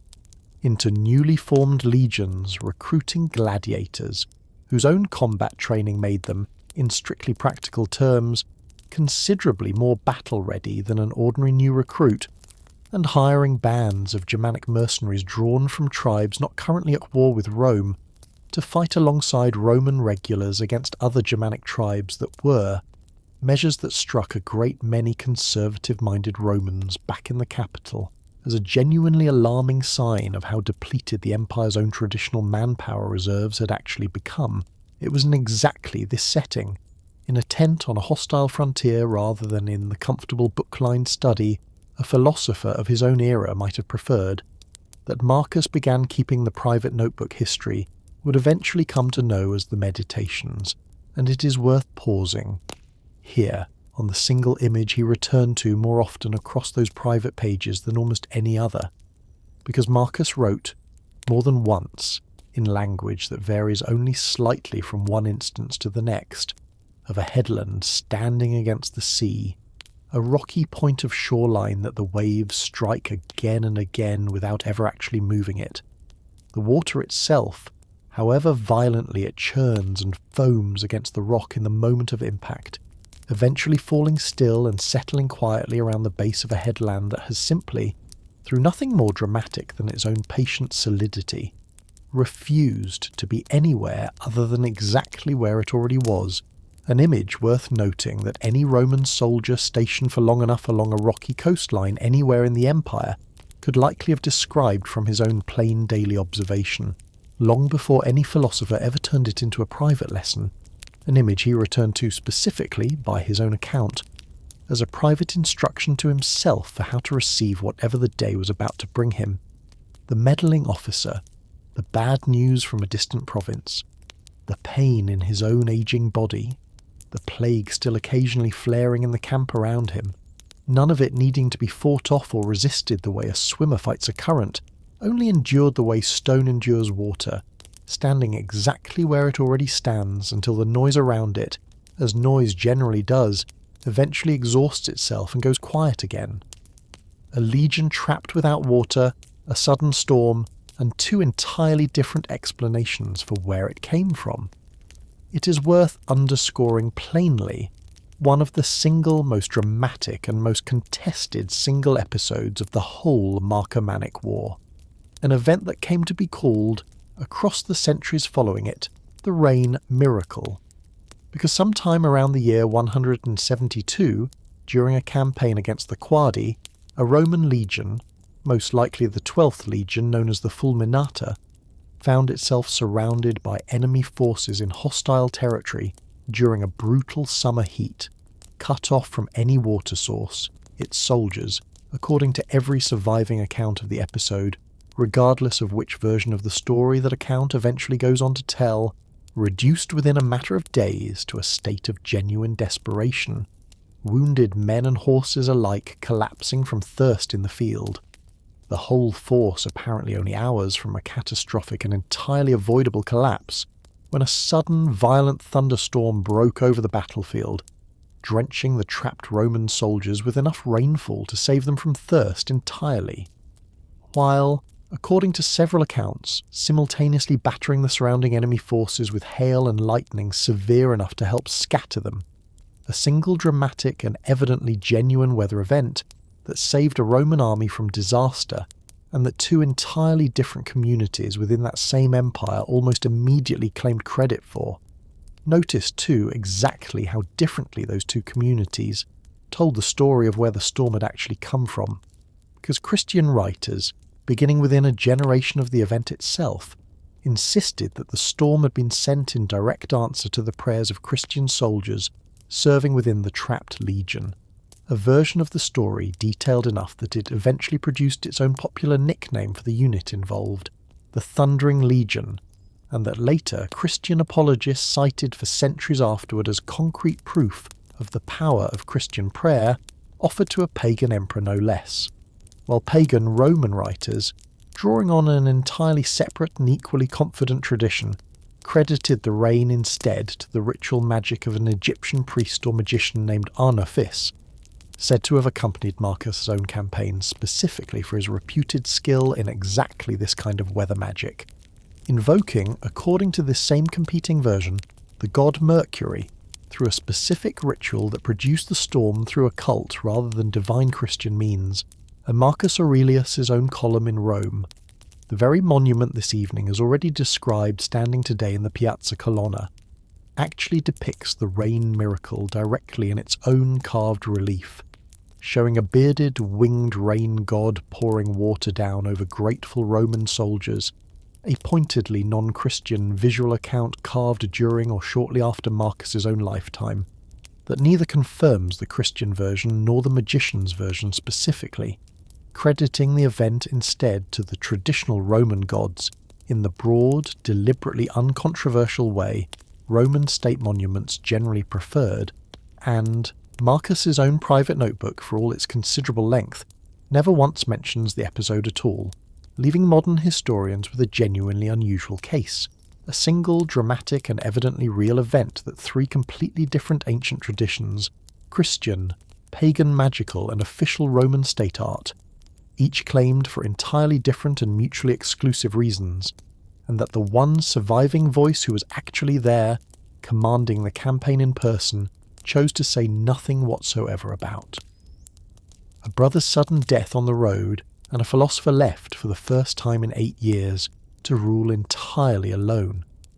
It is worth remembering plainly the specific and genuinely abrupt loss that struck Marcus in the winter of the year 169, because Lucius Verus, who had travelled north from Rome to join his own adoptive brother on the Danube frontier as the Northern War intensified, fell suddenly and seriously ill while the two men were travelling together back toward Italy, most likely from a stroke,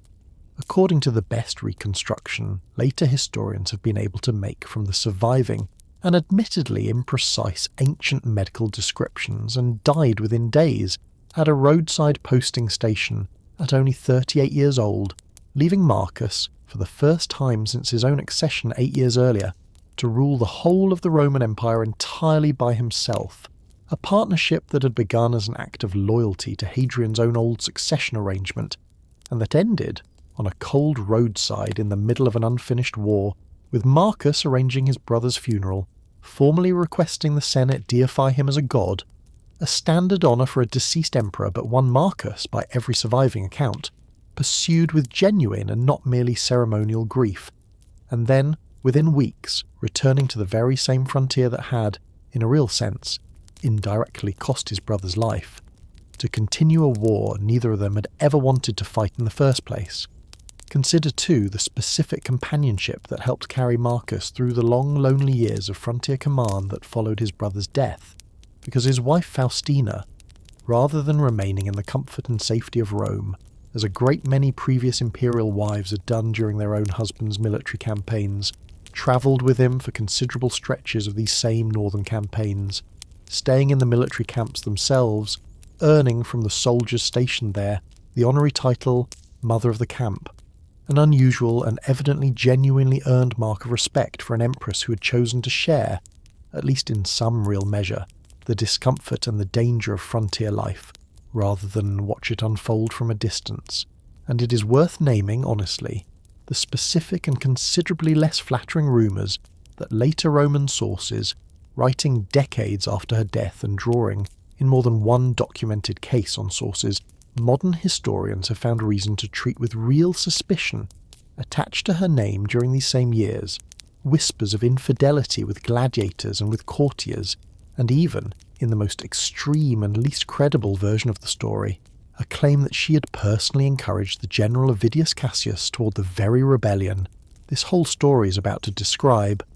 allegations modern historians have increasingly come to regard as the kind of stock character assassination Roman writers routinely applied to powerful women whose own actual lives and actual choices left comparatively little independent trace in the surviving record, gossip that filled a silence rather than genuine reported fact. And it is worth remembering, honestly, that Marcus himself, in his own private notebook, wrote of his wife only with warmth and evident gratitude, thanking the gods, in one specific private entry, for a wife so obedient, so affectionate, and so without pretension, words that sit, deliberately or not, as a quiet private rebuttal to gossip. He likely never even read, since it was written down, for the most part, only after both of them were already dead, ordinary voices from an extraordinary war, and the soldiers whose own names history kept by accident rather than by design. It is worth turning for a moment away from the emperor's own tent and toward the considerably larger and considerably less individually remembered mass of ordinary men who actually fought, and, in overwhelming numbers, died in the Marcomannic Wars, because while Marcus Aurelius himself left behind a private notebook, 2,000 years of readers would come to know intimately. The tens of thousands of Roman soldiers, auxiliary troops recruited from every corner of the empire, Syrians and Spaniards and Gauls and Thracians serving alongside Italian-born legionaries, who spent these same years freezing, marching and dying along the same Danube frontier, left behind, in the overwhelming majority of cases, nothing more than a name and a unit carved into a funerary stone by comrades who could afford the stonecutter's fee. Inscriptions archaeologists have recovered by the hundreds from military cemeteries scattered along the old frontier, brief, formulaic, and almost unbearably ordinary. A soldier's name, his age, sometimes strikingly young, sometimes surprisingly old for a man still serving in the field, his unit, the number of years he'd served, and occasionally, in the small handful of inscriptions personal enough to include it, a single line from a grieving comrade or a wife back in some distant garrison town, missing him or remembering him as a good soldier and a good friend. The closest thing to a personal epitaph an ordinary Roman soldier's family could typically afford, inscriptions scattered today across small regional museums along the old frontier.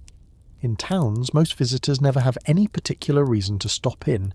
each stone a whole life reduced by simple economic necessity to a handful of carved words a stranger might spend less than a minute reading 2,000 years later before moving on to the next one. Picture 2. What a single such soldier's likely experience of these years may actually have looked like, reconstructed honestly from the kind of evidence archaeology and military record-keeping actually leave behind rather than from any single, surviving named account, because a Danubian auxiliary trooper conscripted or recruited into Roman service sometime in the Aeolian 60s, a young man perhaps 18 or 20 years old at enlistment, drawn from one of the very frontier provinces the coming war would soon devastate, would very likely have spent his first years of service on the same quiet, unremarkable garrison duty Roman soldiers had performed along this same river for a century. Patrols, construction work on forts and roads, the long, uneventful boredom that made up the overwhelming majority of any Roman soldier's actual military career, only to find that same quiet routine shattered, sometime around 167, by the arrival of the Antonine Plague itself moving through his own camp, killing tentmates and officers in numbers severe enough to leave entire units critically under strength, before the surviving remnant of his own unit was thrown, within a year or two of that same epidemic, into a war considerably larger and considerably more sustained than anything Roman soldiers on this frontier had fought in generations, a war that would keep him in the field, if he survived it at all, for the better part of a decade, fighting an enemy whose own homeland he might, in the war's later and more aggressive phases, actually have marched deep into before either dying anonymously somewhere along that same contested frontier, one funerary inscription among hundreds, or surviving to eventual discharge with a body permanently marked by wounds, frostbite, or the simple accumulated wear of years spent living exactly the hard, uncertain, physically punishing life Marcus Aurelius's own private notebook, written by lamplight in a tent perhaps not so very far from that same soldier's own, was quietly trying to teach its author how to endure without bitterness. A general's revolt, built on a rumour that turned out to be false. It bears mentioning plainly the single most serious internal political crisis of Marcus Aurelius's entire reign, because in the spring of the year 175, while Marcus himself remained occupied on the Danube frontier, word reached the eastern provinces, apparently through nothing more solid than an unconfirmed and ultimately entirely false rumour, that Marcus had died, that the throne of Rome now stood vacant, and Gaius Avidius Cassius, the same talented general whose own campaigns had won the Parthian War a decade earlier, and who now held extensive military command across Rome's eastern provinces, allowed himself, whether through genuine ambition, through the persuasion of officers around him, or through some combination of both that no surviving source can now fully untangle, to be proclaimed emperor by his own troops, a declaration that several of the eastern provinces, Egypt and Syria prominent among them, appear to have accepted with real and immediate support, before word eventually reached the east, considerably more slowly than any modern reader would expect given how much this same crisis actually hinged on the delay. That Marcus was in fact still very much alive. It is worth remembering too exactly how Marcus himself responded, once confirmation of the revolt finally reached him on the Danube, because rather than the furious vengeful reaction a great many Roman emperors before and after him might reasonably have been expected to produce against a general who had just declared himself a rival ruler, Marcus, according to the ancient historian Cassius Dio, whose own father had actually served under the rebel Avidius Cassius, and who therefore had a genuinely close personal connection to the events he was describing, responded with something considerably closer to grief than to rage, reportedly telling his own assembled soldiers that he wished, above almost anything else the revolt had cost him, for the chance to meet Cassius in person and simply ask him why, so that the two of them might be reconciled without any further bloodshed at all. And the record also shows exactly how the revolt itself actually ended, not through any battle Marcus's own advancing army ever had to fight, because Cassius was murdered by his own officers, men evidently unwilling to gamble their own futures on a rebellion whose eventual success looked, the longer Marcus's continued and confirmed survival sank in, increasingly doubtful, and his severed head was sent to Marcus as proof of the rebellion's collapse, a gift Marcus, by every surviving account, refused to accept with anything resembling satisfaction, ordering it buried rather than displayed and reportedly weeping at the sight of it, denied by his own officers' hasty violence the specific act of clemency he had apparently hoped, quite genuinely, to be able to offer instead. It is hard not to notice, too, exactly what Marcus did with the considerable trove of Cassius's own private correspondence that fell into his hands once the revolt collapsed. Letters that would have named, in exhaustive and politically damning detail, every senator, every officer, and every provincial official who had corresponded with or supported the rebellion in its early and evidently promising days, because rather than reading through that same correspondence as almost any other Roman emperor in history would have done without a second thought, to identify and punish everyone who had wavered in their own loyalty, Marcus ordered the entire collection of letters burned, unread, a decision he explained according to the surviving traditions specifically so that he would never learn who among his own supposed friends and supporters had actually turned against him, choosing, quite deliberately, ignorance over vengeance, a single administrative decision that later historians examining Marcus's entire recorded reign have repeatedly singled out as one of the clearest possible demonstrations that his own private philosophical writing was not simply a comforting fiction he told himself in a tent at night, but a discipline that, at least in this one specific and genuinely consequential instance, visibly shaped how he actually chose to wield the single greatest concentration of unaccountable power the ancient Western world had to offer, a long tour through the provinces that had briefly turned against him, and a philosophy school endowed in the city where philosophy itself had been born. It is worth underscoring plainly what Marcus actually did with the months immediately following the collapse of the Avidius Cassius revolt, because rather than returning directly to Rome to reassert his own authority through any show of force, Marcus spent close to a year touring, in person, the very eastern provinces that had briefly and in some cases enthusiastically supported the rebellion against him, a tour ancient sources describe as remarkably free of any retribution,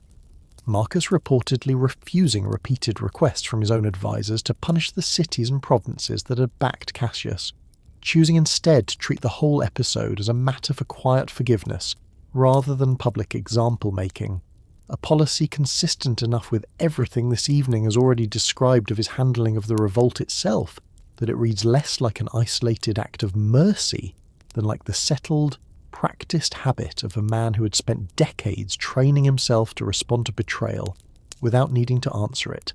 a habit his own advisors, watching him decline chance after chance to make a public example of the disloyal, appear to have found genuinely difficult to understand, whatever quiet respect it may also have earned him among the very provinces he had every practical reason to punish. It is worth remembering too the specific and genuinely notable stop that same tour made in the city of Athens, because Marcus, visiting a city whose own philosophical reputation still carried enormous weight 7 centuries after Socrates had walked its streets, chose to mark his visit by personally endowing 4 official chairs of philosophy in the city, one each for the 4 major schools of Greek philosophical thought still actively teaching there: the Platonic Academy, Aristotle's own Peripatetic school, the Epicureans and Marcus's own Stoics, funding each chair equally out of the imperial treasury regardless of which school's own teachings actually matched his personal convictions, a decision worth sitting with honestly, because a Roman emperor devoted, by every account this evening has already given you, to one specific philosophical discipline chose, when given the chance to use state money to promote it exclusively, to fund all 4 major rival schools of thought equally. Instead, a small but genuinely telling piece of evidence that the same tolerance Marcus showed Cassius's supporters, and the same intellectual honesty visible throughout his own private notebook, where he frequently entertains ideas and objections a committed partisan of any single school might have simply dismissed, extended as well into how he actually used the considerable resources of his own office, promoting open philosophical inquiry across every major tradition, rather than privileging only his own. It is worth noting too exactly what the tour's own final destination revealed about Marcus's own considered attitude toward the whole of the Greek religious and philosophical tradition he'd spent his life immersed in, because before finally returning to Rome, Marcus made a point of being formally initiated into the Eleusinian Mysteries, an ancient and famously secretive religious rite centred on the Greek goddess Demeter,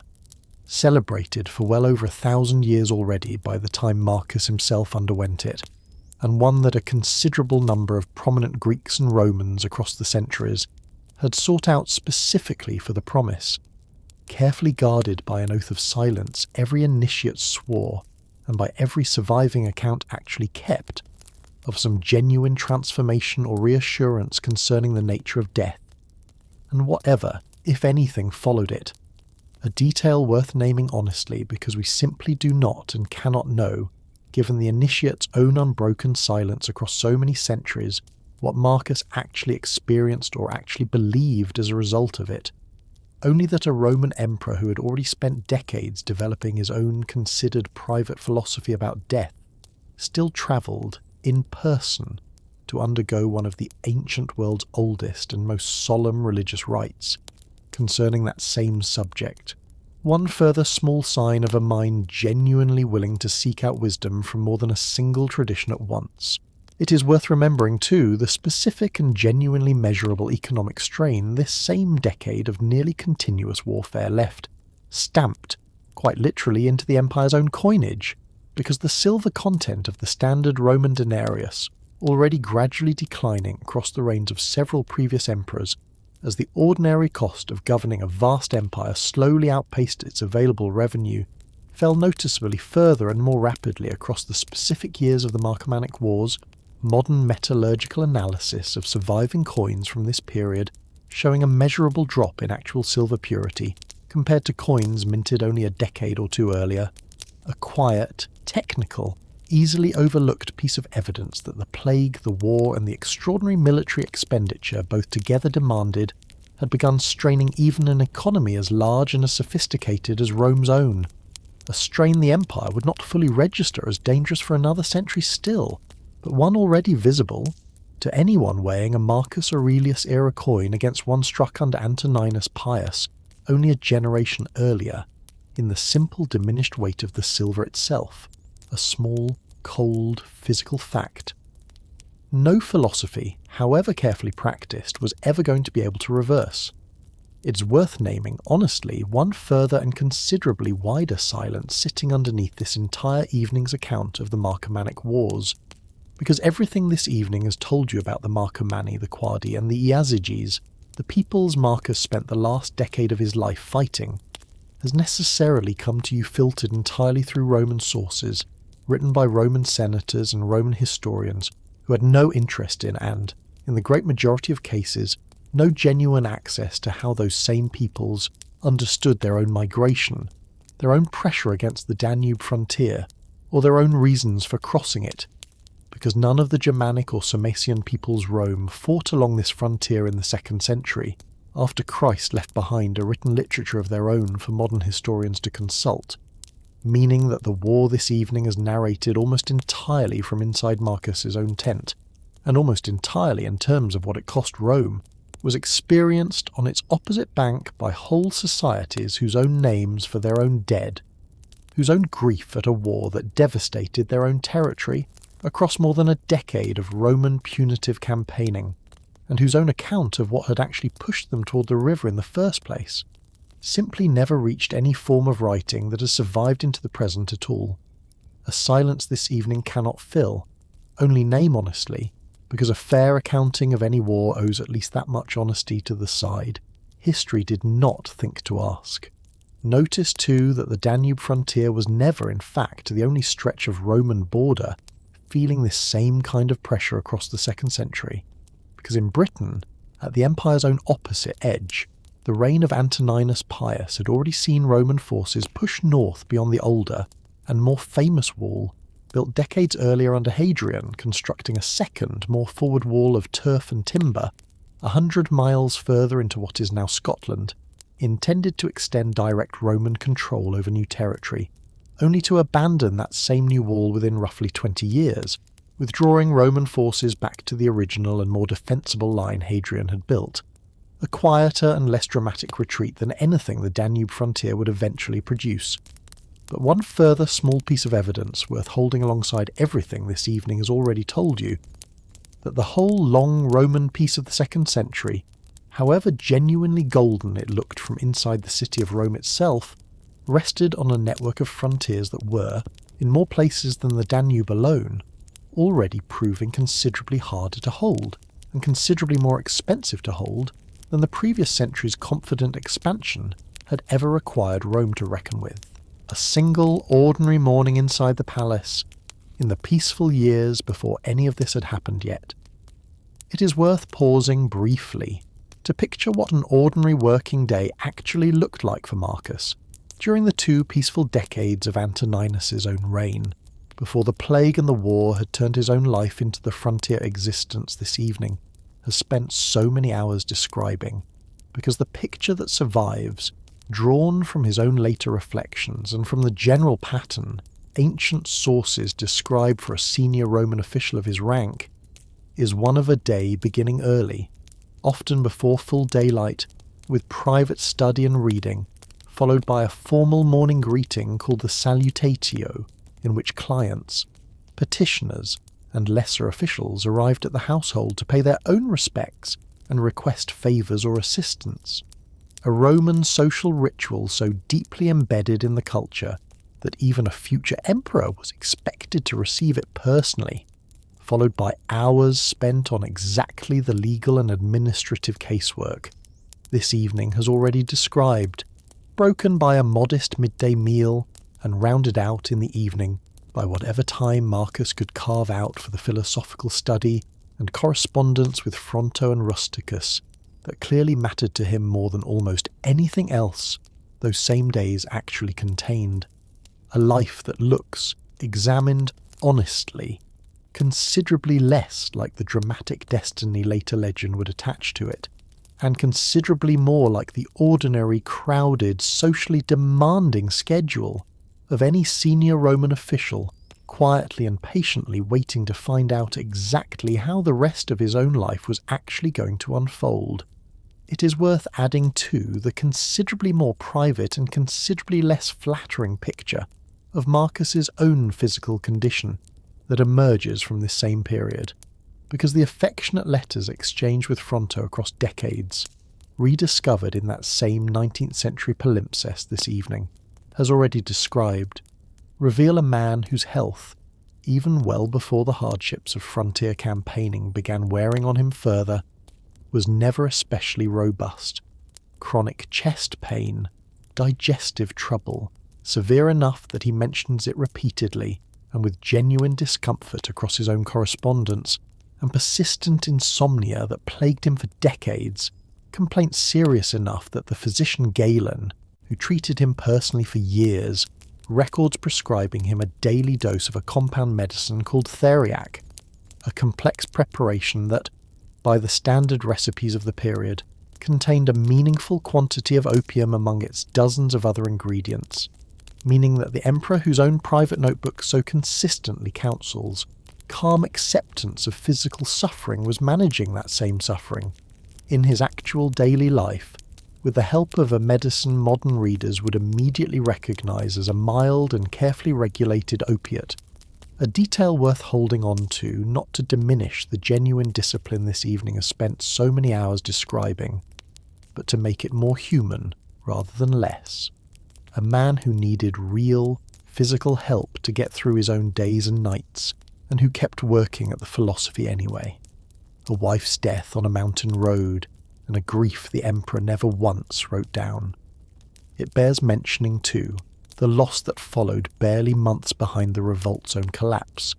because Faustina, who had travelled east with Marcus as he moved to personally settle the aftermath of the rebellion and to tour the provinces that had briefly supported it,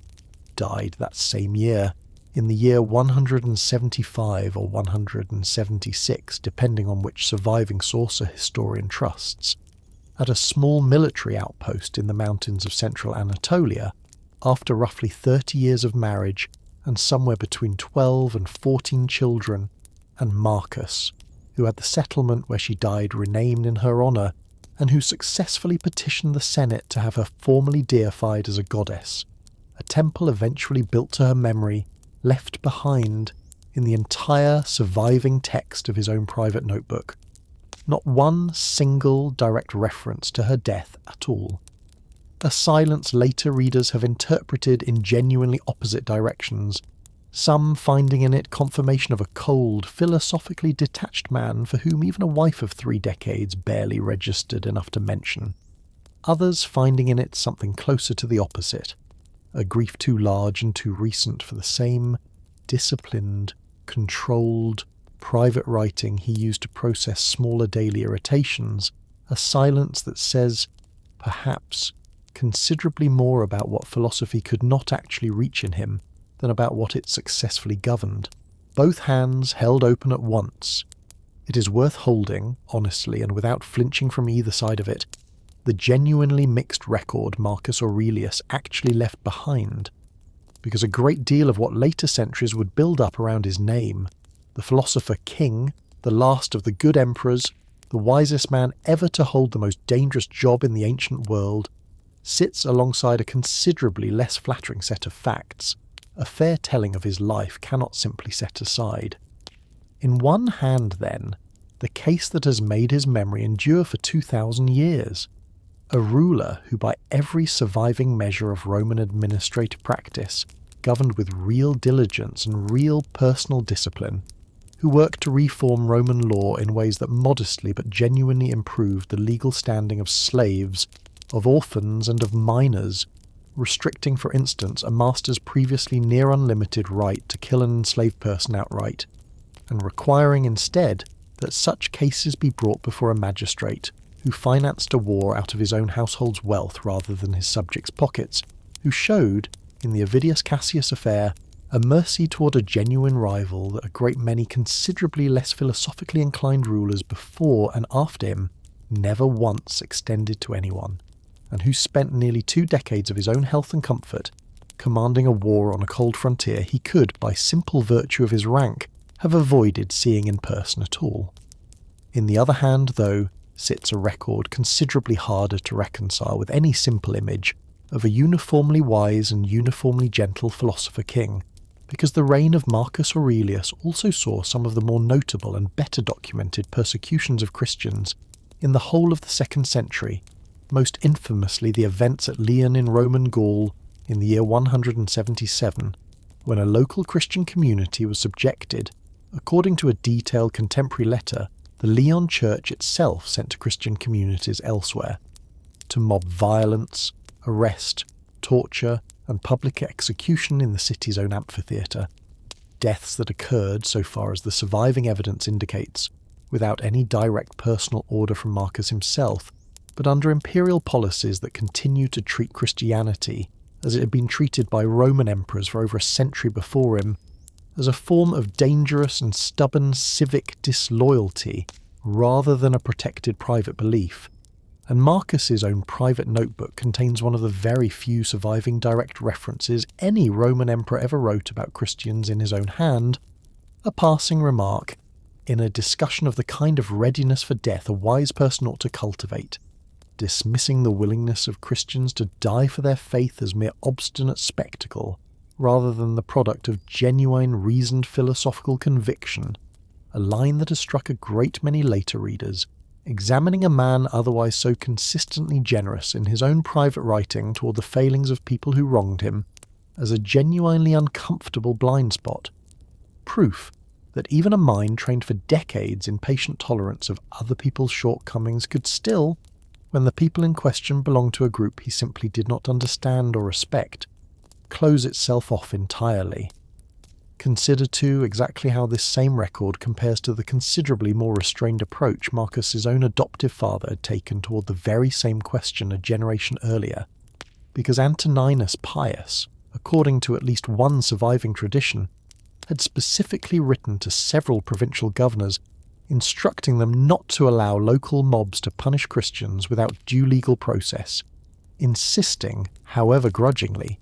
that the empire's own laws be actually followed rather than simply set aside whenever local hostility toward an unpopular minority happened to run high, a policy of procedural restraint that makes the events at Lyon under Marcus's own reign considerably harder to read as simply the unavoidable continuation of settled imperial practice since the son had inherited, from the very father whose watchword on his own deathbed was equanimity, a considerably steadier example than the one Marcus's own administration in fact provided, when a Gallic mob turned violent, a comparison this evening would simply ask you to hold rather than resolve, because it captures something true about Marcus Aurelius that the rest of tonight's story has already suggested more than once, that a genuinely decent man, trained for decades in a genuinely demanding philosophy, remained, for all of that training, still only a man, capable of falling short of his own father's example in precisely the moments his own philosophy might have been expected to matter most. The record also shows exactly how large the institution this same philosophical blind spot left untouched actually was, because modern historians estimate that enslaved people made up somewhere in the range of 10 to 20% of the total population of Roman Italy during this same period, and a considerably higher proportion still of the population of the city of Rome specifically, a city whose own daily functioning, its bakeries, its bathhouses, its households down to the humblest free citizen's own modest establishment, depended on enslaved labour in a manner so completely woven into the ordinary fabric of everyday life that a great many free Romans, Marcus very much included, appear to have simply never experienced the institution as something requiring active justification at all. The way a person raised entirely within a single set of assumptions rarely notices those assumptions as assumptions, which makes the specific and genuine legal protections Marcus did extend to enslaved people, real and worth crediting on their own modest terms, look, examined against the actual scale of the institution, those protections left otherwise completely intact, considerably more like the careful trimming of a hedge than like any attempt to dig out the root beneath it. Notice, too, the specific decision made in these same final years of his reign, that a great many historians examining Marcus's entire life have come to regard as his single most consequential failure, because in the year 177, Marcus elevated his own surviving son, a 16-year-old boy named Commodus, to the rank of full co-emperor, breaking for the first time in nearly a century the adoptive succession pattern that had given Rome 4 successive rulers chosen for demonstrated competence rather than for mere accident of birth, a pattern Marcus himself had been the direct and considerable beneficiary of, and choosing instead, understandably enough in purely human terms, after burying so many of his own other children, to hand the empire to his one remaining son regardless of whether that same son had shown anything like the discipline, the seriousness, or the philosophical seriousness Marcus's own decades of careful education under Rusticus and Fronto had instilled in him. It is worth naming, honestly, without pretending to know more than the surviving evidence actually supports, that Commodus was still only a teenager at this point, that ancient biographers writing decades later, with the full benefit of hindsight about exactly how badly his eventual sole reign would go, had every incentive to darken their portrait of his childhood retroactively, and that Marcus himself spent the final 3 years of his own life doing everything a Roman emperor could reasonably do to prepare his son for the throne, bringing him personally onto the Danube frontier, having him observe the same grinding administrative and military work Antoninus had once had Marcus himself observe. An education that, whatever its eventual results, was offered in evident good faith by a father who had no way of yet knowing how it would turn out. A conquest that was never finished, and a plan that died with the man who made it. It is worth remembering plainly exactly how far Marcus's own ambitions for this second and final phase of the Northern War had actually grown by the time it resumed in earnest in the year 177, because according to the Historia Augusta,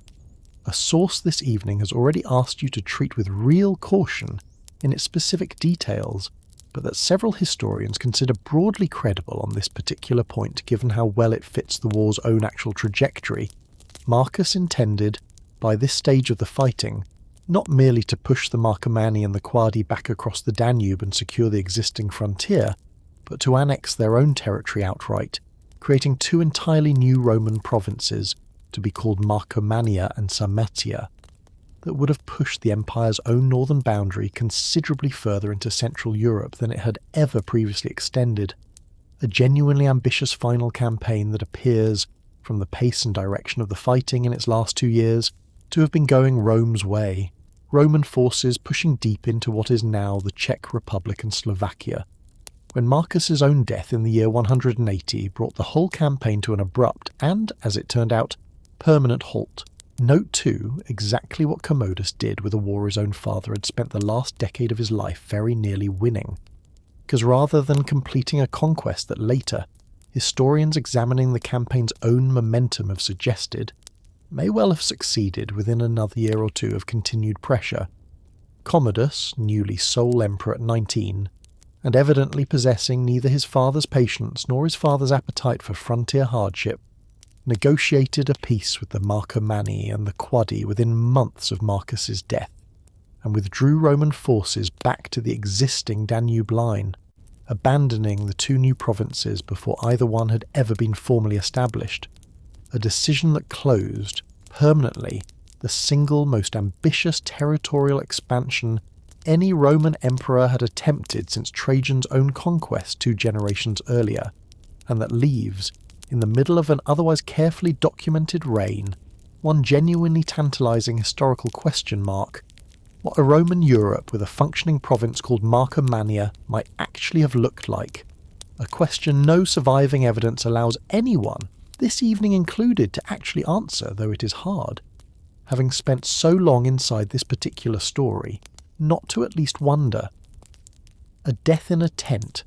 very much like the one this whole story opened inside. It is worth returning now to the scene this evening's own opening carried you into,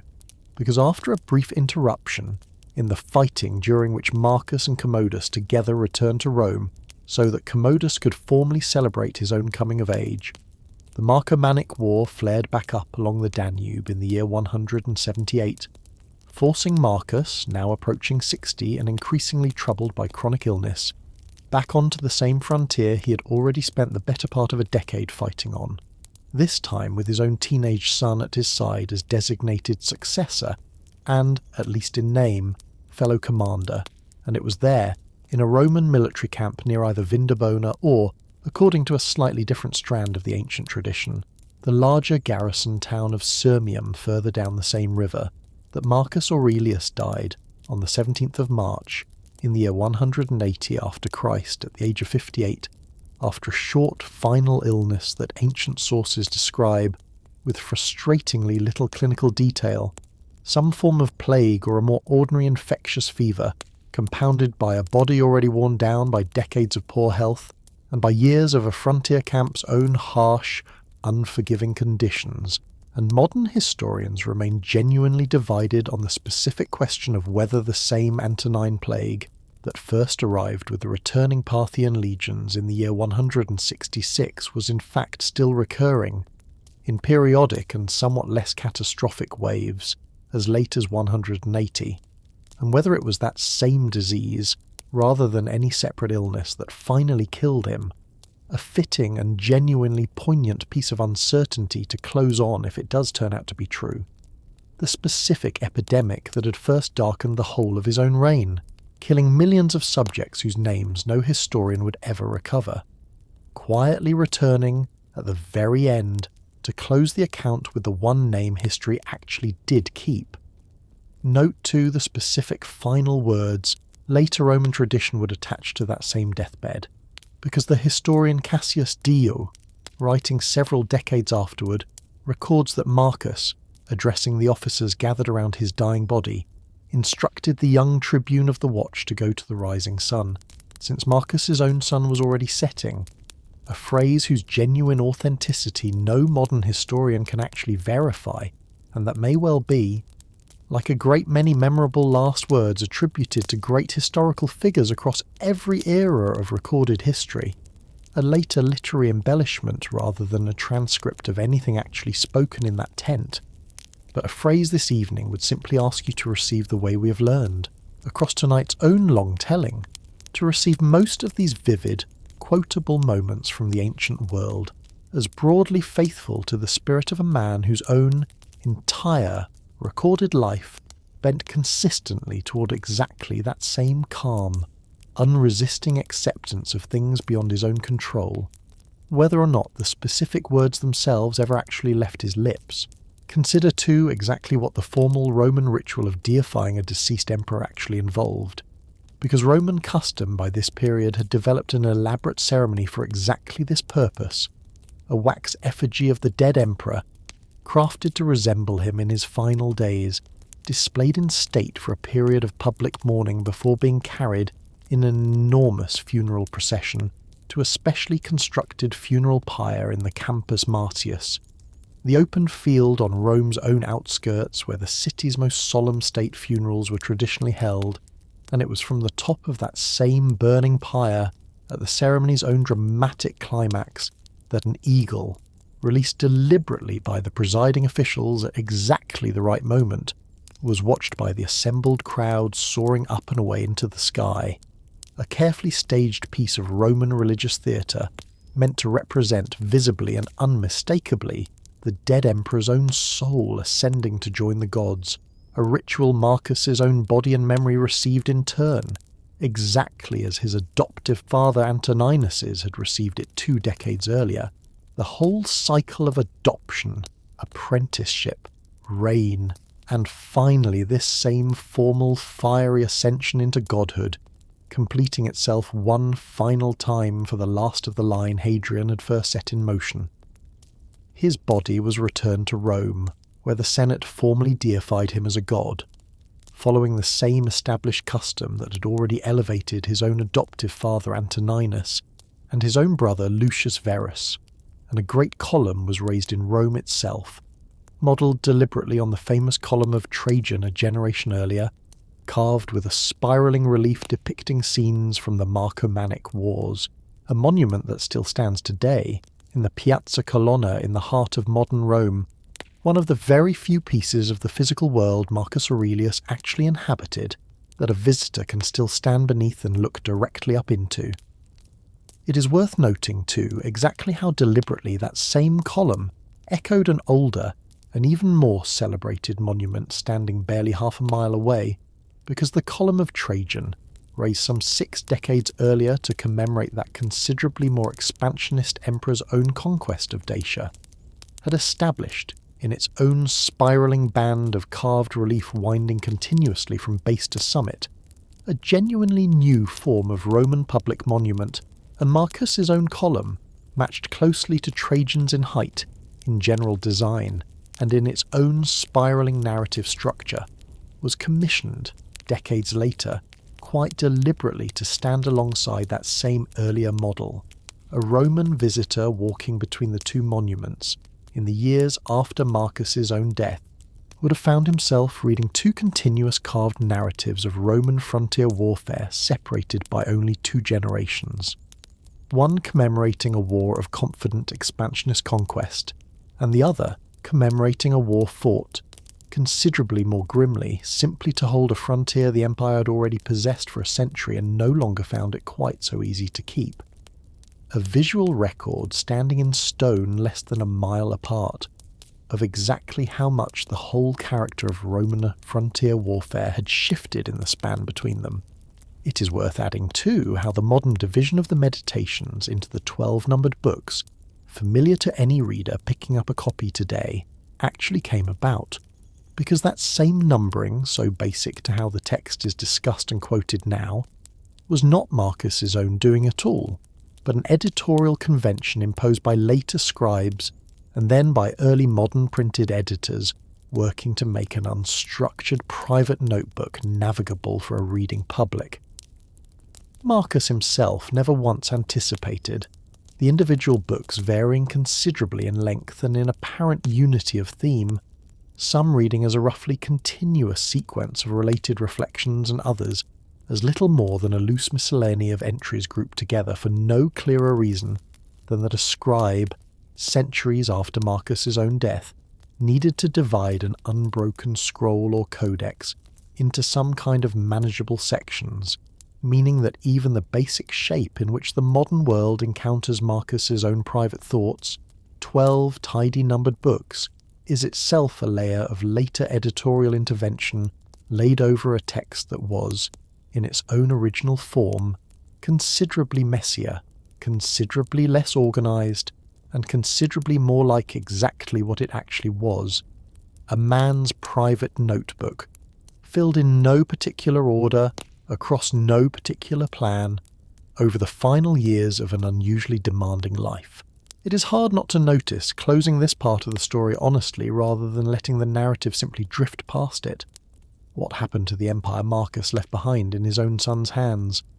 Because Commodus, upon becoming sole emperor at 19, almost immediately abandoned the war his own father had spent the better part of a decade and, in a real sense, the last years of his own life fighting, negotiating a peace with the Marcomanni and the Quadi, on terms several ancient historians considered a good deal less advantageous to Rome than continued pressure might have secured,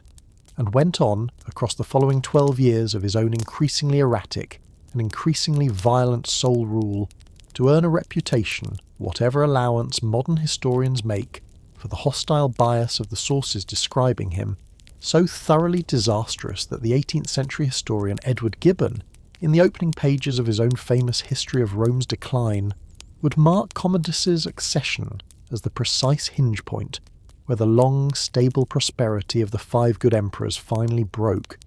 a judgment this evening would simply ask you to hold quietly rather than dwell on at length, since it belongs, properly, to another night's story entirely, and would only ask you to notice, in passing, the particular and genuinely painful irony that a father who devoted the whole of his own adult discipline to choosing, again and again, judgment over impulse and duty over comfort, spent his own final years trying, in evident good faith, to pass that same discipline on to a son who would go on, almost as soon as the chance was his alone, to choose the opposite in nearly every particular. It bears mentioning, briefly and without dwelling on it, exactly how the story of that same son eventually ended, because Commodus, whose own increasingly erratic and increasingly theatrical rule saw him take to fighting in the gladiatorial arena himself, a spectacle no Roman emperor before him had ever considered appropriate to his own dignity, and renamed the city of Rome itself after his own person for a period, was finally assassinated in the year 192, strangled in his own bath by a wrestler hired by conspirators from within his own household, after an earlier attempt to poison him had failed to finish the job, an ending that plunged the empire into a chaotic year of competing claimants to the throne.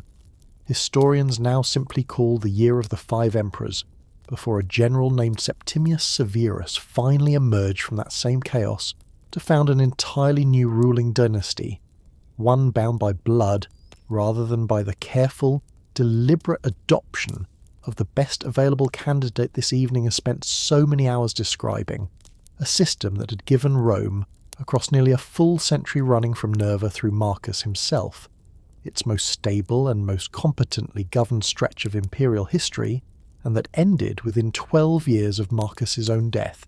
in exactly the kind of hereditary violence it had been quietly designed, from its very first improvised adoption, to prevent, a system that had worked, in the end, for exactly as long as it had luck enough, and disciplined enough men to keep working and not one day longer. What the Meditations actually is, and what it was never meant to be. It is worth turning now, away from the political and military story this evening has spent its first long hours telling, and toward the object that has actually kept Marcus Aurelius's own name alive across 2,000 years, far more effectively than any column or any military campaign ever could,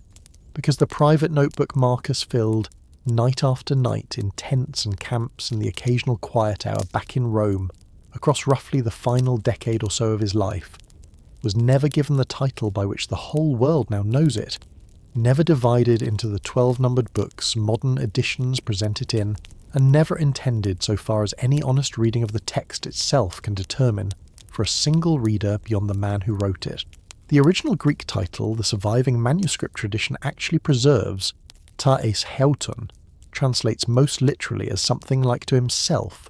or things directed to himself, a title considerably plainer and considerably more accurate than the grander, more marketable Meditations later translators and publishers eventually settled on, because what the text actually consists of, read plainly and without the reverence 2,000 years of accumulated reputation now automatically attached to it, is not a polished philosophical treatise built around careful argument and structured exposition, the kind of text a professional philosopher of his own era would have written for publication and for the scrutiny of rival philosophical schools, but something considerably raw and considerably more repetitive, a private exercise notebook, short entries ranging from a single sentence to a few paragraphs, many of them returning again and again, often in nearly identical language, to the same small handful of core Stoic convictions that a person controls only their own judgments and their own choices, that everything else, wealth, reputation, health, other people's opinions and other people's behaviour,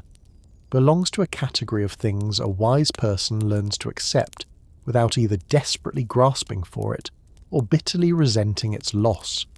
that death is simply a natural process no more worth fearing than any other transformation nature regularly performs, and that a person's whole task, moment by moment, is simply to act with justice, honesty, and goodwill toward whoever happens to be standing in front of them, regardless of how that same person behaves in return. Note, too, exactly what writing that same notebook by hand would actually have physically involved, because Marcus was working in his own tent without any of the conveniences a modern reader might automatically assume, writing most likely on wax tablets for his own daily working notes, wooden boards coated in a thin layer of blackened beeswax that could be inscribed with a pointed metal stylus, and then smoothed flat again for reuse once the entry had served its purpose, with more permanent or more considered passages eventually copied onto papyrus scroll using a reed pen dipped repeatedly in a carbon-based ink that had to be kept from freezing through the same brutal Danube winters this evening has already described,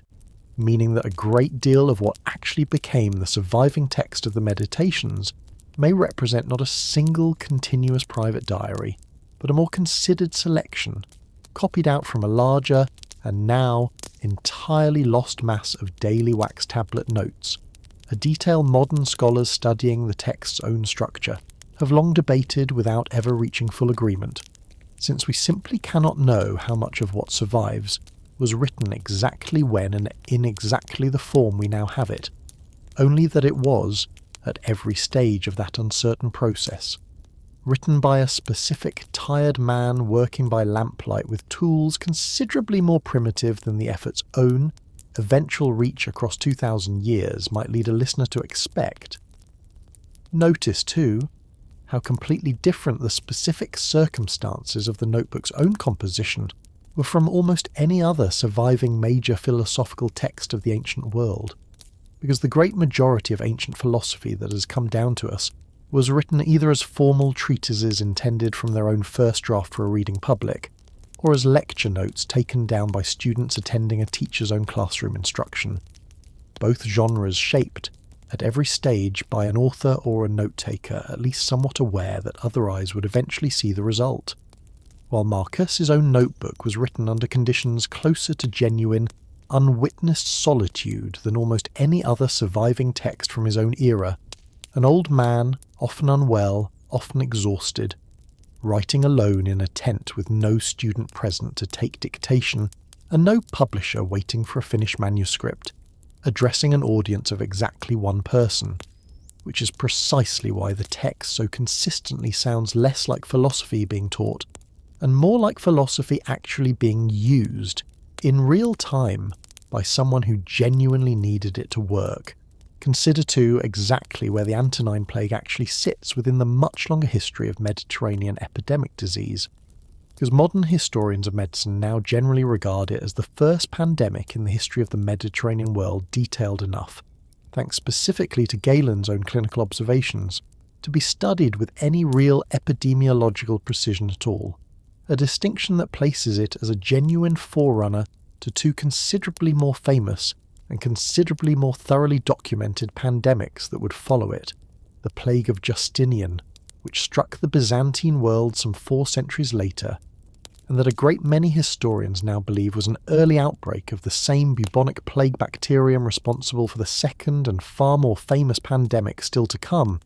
the Black Death of the 14th century, a disease that would go on to kill something in the range of 1/3 of the entire population of Europe within a span of only a few years, a considerably higher proportional death toll than even the worst modern estimates for the Antonine Plague suggest, and the specific disease behind Galen's own 2nd century description remains, even now, a matter of genuine ongoing scholarly debate.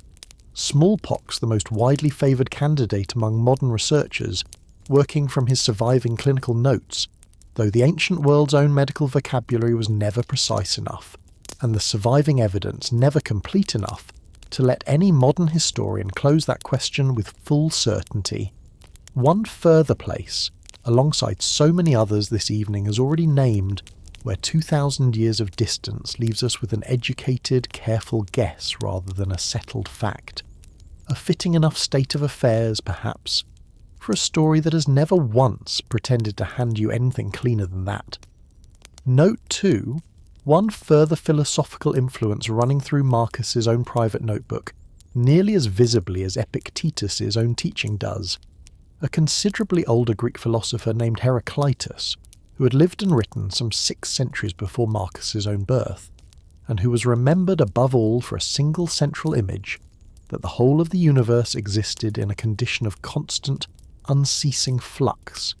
that a person could never step into the same river twice, because the specific water making up that river had already moved on and been replaced by the time a second step was taken,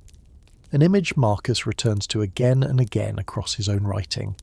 reminding himself, entry after entry, that everything around him, his own body, his own reputation, the empire itself, was already dissolving and reforming at every passing moment,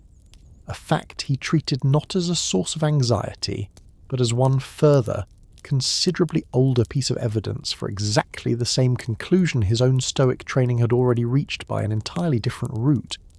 that clinging tightly to any specific momentary state of the world was a losing project from the very start, since the world itself, by its own basic nature, had never once agreed to hold still for anyone. Observe, too, one specific and genuinely famous passage from Marcus's own notebook that later readers have returned to more often than almost any other, a private reminder he apparently needed to write to himself more than once, describing the specific reluctance of waking at dawn to another day of demanding, unglamorous work, and the small internal argument he has with himself in response, reminding himself that he was born to work alongside his fellow human beings the way a bee is born to make honey, and that pulling the blankets back over his head to enjoy a little more warmth and comfort was, whatever its immediate appeal, simply not what a person with actual work still to do in the world was for, a passage worth naming honestly, tonight of all nights, since this whole evening has spent so many hours asking you to let yourself drift towards sleep rather than resist it, because the entry was never really about mornings at all, but about the same small, recurring, entirely human resistance to doing the next necessary thing, whatever that thing happens to be, and the quiet, patient, repeated act of talking yourself back toward it anyway. Observe, too, the specific companion passage this evening actually opened with, in the cold tent this whole story first found Marcus sitting inside, because among the very first entries in his own private notebook, Marcus reminds himself, at the start of a coming day, to expect that the people he is about to meet will very likely be interfering, ungrateful, arrogant, dishonest, jealous, or simply difficult to get along with, not as a bitter or cynical forecast, but as a deliberate piece of advance preparation, reasoning that a person who expects difficulty in advance meets it considerably more calmly than a person who is genuinely surprised by it each time, and reminding himself, in the very same breath, that he could not be truly angry with people behaving this way or hate them for it, since they were, in his own careful phrasing, his own relatives, not by blood but by their shared possession of the same faculty of reason and the same small portion of the divine that every human being carried, however badly obscured it might currently be in the specific, difficult person now standing in front of him. The same private, practiced instruction. This whole evening's own opening scene found him still quietly rehearsing decades later, in a considerably colder tent than the one where he had first written it down. It is worth noting, too, exactly why Marcus chose the particular philosophical school he did, because Stoicism was never the only serious philosophical option available to an educated Roman of his own era, and it is worth naming briefly the specific rival tradition Roman intellectual culture most often set against it, Epicureanism, founded by the Athenian philosopher Epicurus roughly a generation after Zeno had begun teaching from his own painted porch, a philosophy that agreed with Stoicism on a surprising amount, that tranquility rather than pleasure in any crude sense was the genuine goal of a well-lived life, that unnecessary desires caused unnecessary suffering, but that diverged from Stoicism on a question that mattered enormously to a man in Marcus's own position, whether a person owed any binding duty to public life and to the wider community at all, Epicurus having famously counselled his own followers to withdraw from public affairs entirely, to live unnoticed, cultivating a small circle of trusted friends away from the exhausting and largely thankless business of politics and civic duty. Advice a great many thoughtful Romans of considerable talent did in fact follow across the centuries, while Stoicism insisted by contrast that a person of genuine virtue owed active service to the wider human community, specifically because every person shared equally in the same universal reason, a philosophical fork in the road that meant Marcus's own eventual choice of school was never merely an abstract intellectual preference, but a decision that pointed him, from his teenage years onward, directly toward exactly the kind of demanding public service that would go on to define the whole of the rest of his life. Observe, too, exactly why a text this repetitive and this unpolished has struck 2,000 years of readers as more genuinely moving in a great many cases than considerably more sophisticated and more carefully argued philosophical works written by authors who intended their words for a real audience, because the very rawness that would have counted as a serious flaw in a text meant for publication is precisely what gives the Meditations its own distinctive and enduring power. A reader working through Marcus's private notebook is not encountering a finished philosophical position confidently delivered from a position of achieved wisdom, but is watching, entry by entry, a specific, tired, aging man talk himself back, again and again, toward convictions he plainly already believed but plainly still needed, some nights more than others, to actively remind himself of the same core ideas returned to dozens of times. Not because the author had nothing new to say, but because believing something in the abstract and actually managing to feel calm about it at 2 a.m, in a freezing tent on a war he never wanted, surrounded by a plague he could not stop, and a son he was not yet sure he could trust with an empire, turned out, even for a man this disciplined, to be 2 entirely different achievements, and the gap between them, visible on nearly every page of the notebook that survives, is exactly what 2,000 years of readers, most of them facing struggles considerably smaller than commanding a Roman army, but no less real to the people actually living through them, have found themselves recognizing in it, night after night, long after its own author had any particular reason left to expect that anyone else ever would. Consider too the specific and genuinely unusual way the surviving text actually opens, because the very first of the 12 later imposed books, unlike almost anything that follows it, is not a scattered set of private reminders at all, but a careful, sustained, name-by-name catalogue of gratitude. Marcus working methodically through the specific people who had shaped him, and naming one after another exactly what each one had taught him, his own grandfather, credited with instilling good character and an even temper, his own father's memory, preserved for him chiefly through what others reported since the man had died when Marcus was only 3, his own mother, credited with teaching him piety and generosity and a simple, unpretentious way of living, and, reaching the teachers this evening, has spent so many hours describing in full Rusticus, thanked specifically for introducing him to Epictetus's own teaching, and for showing him, by personal example, how to write plain, honest letters rather than ostentatious ones, and Fronto thanked, with real and specific warmth, for showing him exactly what jealousy, malice, and hypocrisy tended to look like in men holding power, so that he might learn to recognise and avoid them himself. A genuinely remarkable opening for what the rest of the notebook otherwise reveals to be an intensely private, often repetitive philosophical exercise. An old, exhausted commander choosing to begin his own private notebook not with a statement of doctrine at all, but with a plain, careful accounting of every debt he believed he still owed to the people who had actually made him. How we actually know any of this, and the specific unreliability of the sources telling us, It is worth underscoring honestly exactly how uneven and exactly how compromised the surviving historical record for Marcus Aurelius's own life actually is. Because a listener working only from the confident, connected narrative this evening has been telling you could easily come away assuming historians possess a far more solid documentary foundation than they actually do, and the truth is considerably messier. The single most valuable ancient historical source, the Roman history of Cassius Dio, a senator and consul, writing in Greek roughly 4 decades after Marcus's own death, survives for this period only in fragments and in a later Byzantine summary, rather than in its own complete original text, meaning that a great deal of what modern historians repeat with apparent confidence about specific events, including several of the very details this evening has already passed along to you, the deathbed words, the burned letters of Avidius Cassius, ultimately rests on an epitomized, second-hand version of Dio's own original account rather than on Dio's actual words.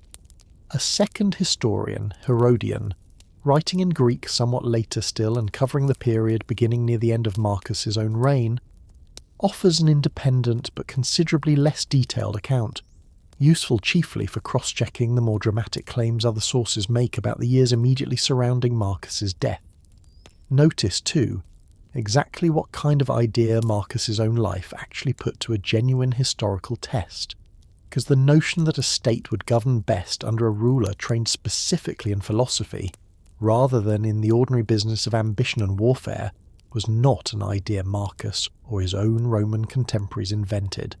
but one that traced back over 5 centuries earlier to the Athenian philosopher Plato, who had argued, in his own most famous work, that no city could ever be genuinely well governed until either philosophers became kings, or the men who already held power somehow acquired, through some fortunate turn of events, a genuine love of philosophical wisdom,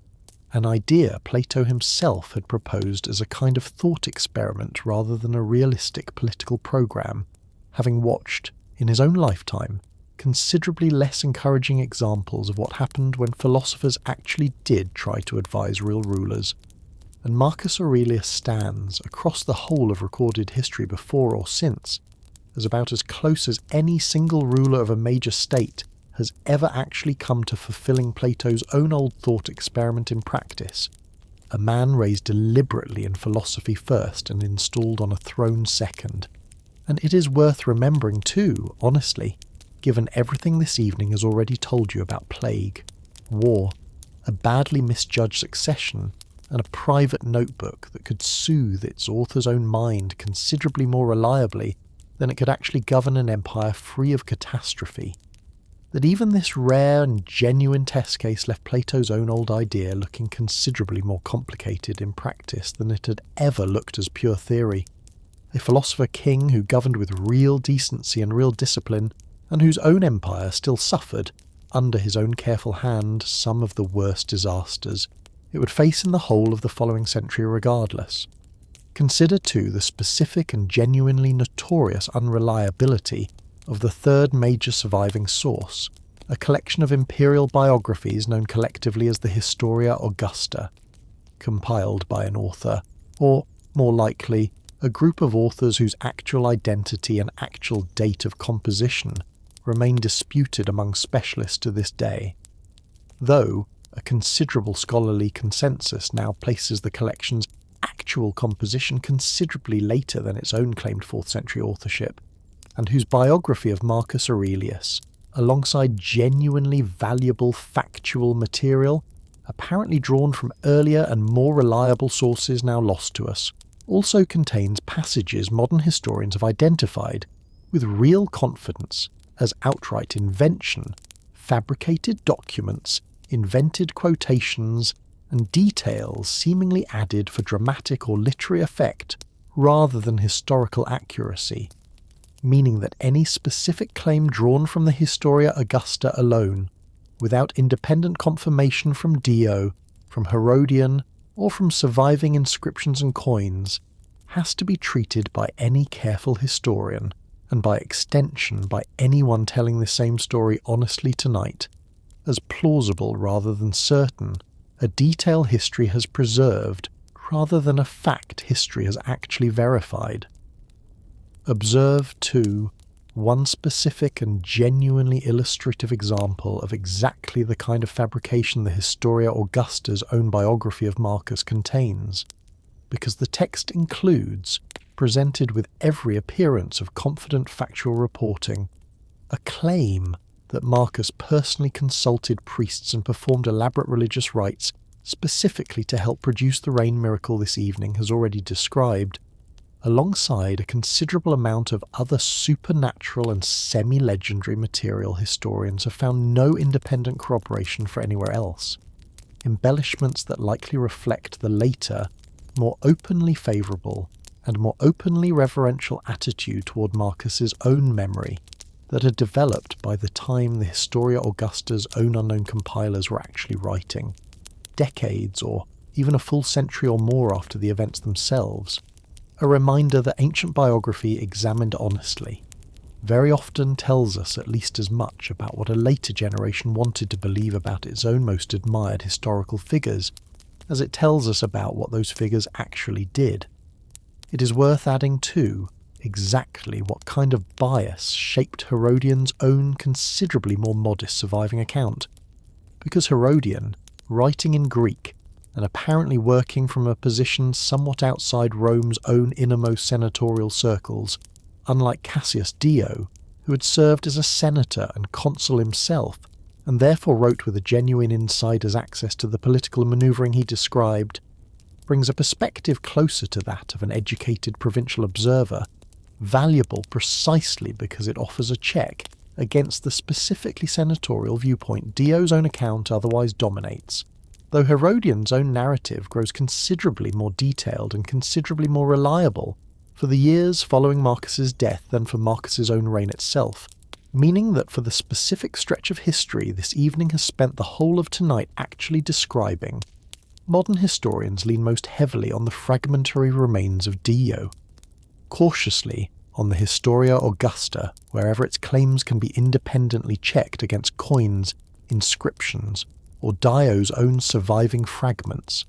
and gratefully, wherever it survives at all, on the startlingly intimate but narrowly personal window Fronto's own rediscovered letters provide 3 imperfect windows, each looking into the same house from a slightly different angle, none of them offering a full and unobstructed view on its own. It is hard not to notice, finally, the single most remarkable and most genuinely unlikely source recovery in this entire story, because for well over 1,000 years, the affectionate private letters exchanged between the young Marcus and his rhetoric tutor Fronto, letters that give us, more than any other surviving document, our clearest picture of what Marcus actually sounded like as an ordinary young man rather than as an emperor or a philosopher, were believed lost entirely,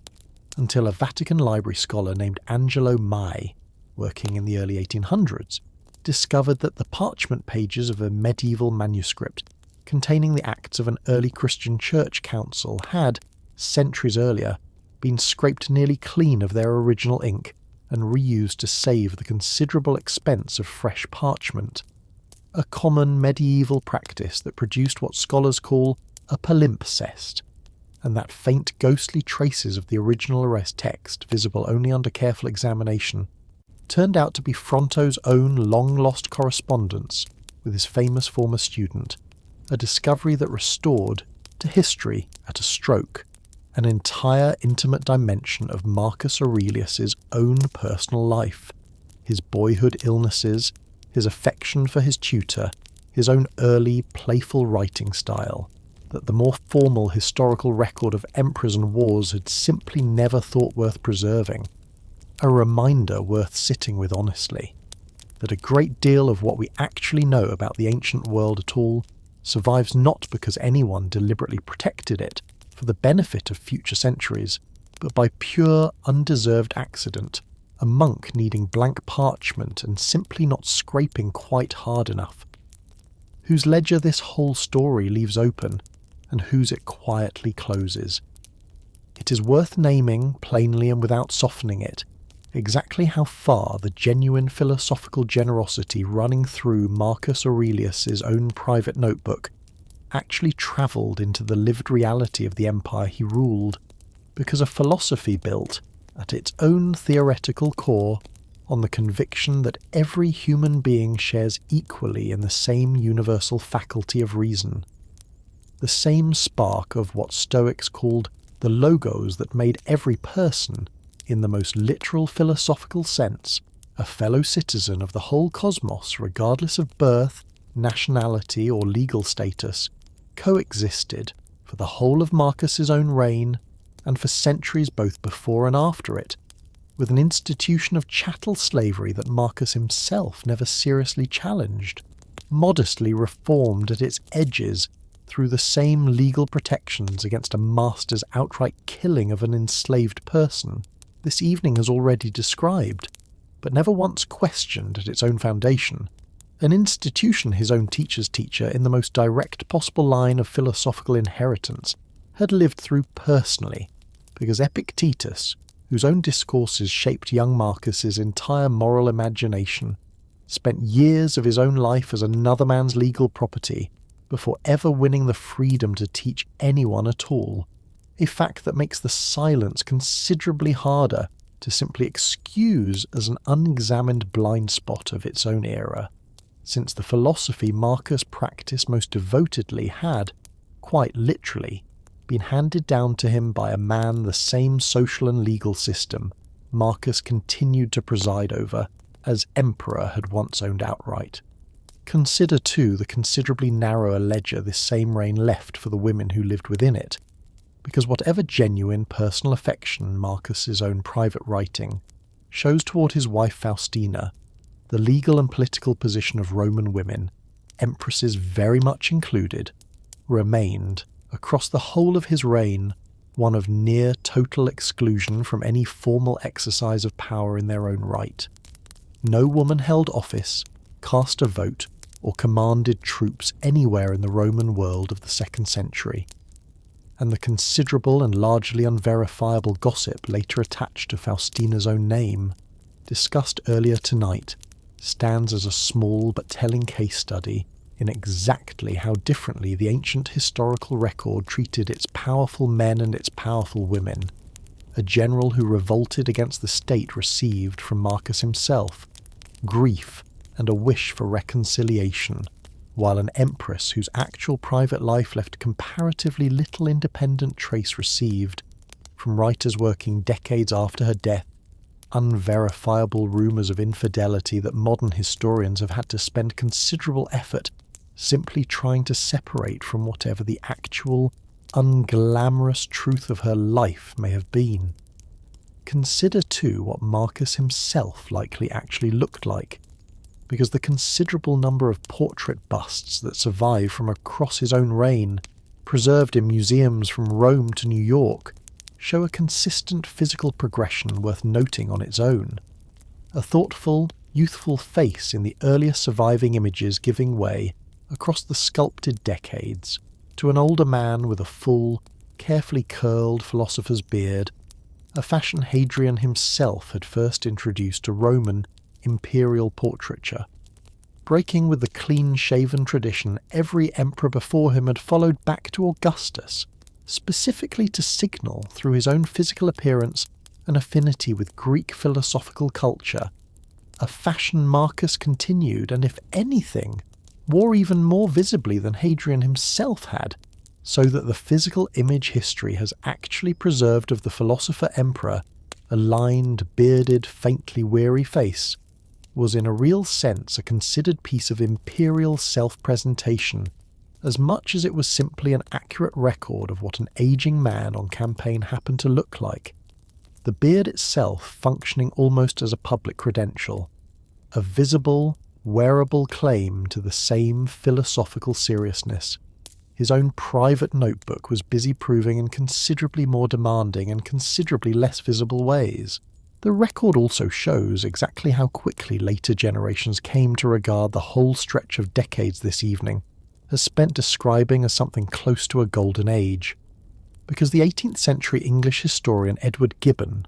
opening his own monumental history of Rome's eventual decline and fall, paused specifically to name the period running from Nerva's own accession through Marcus's own death.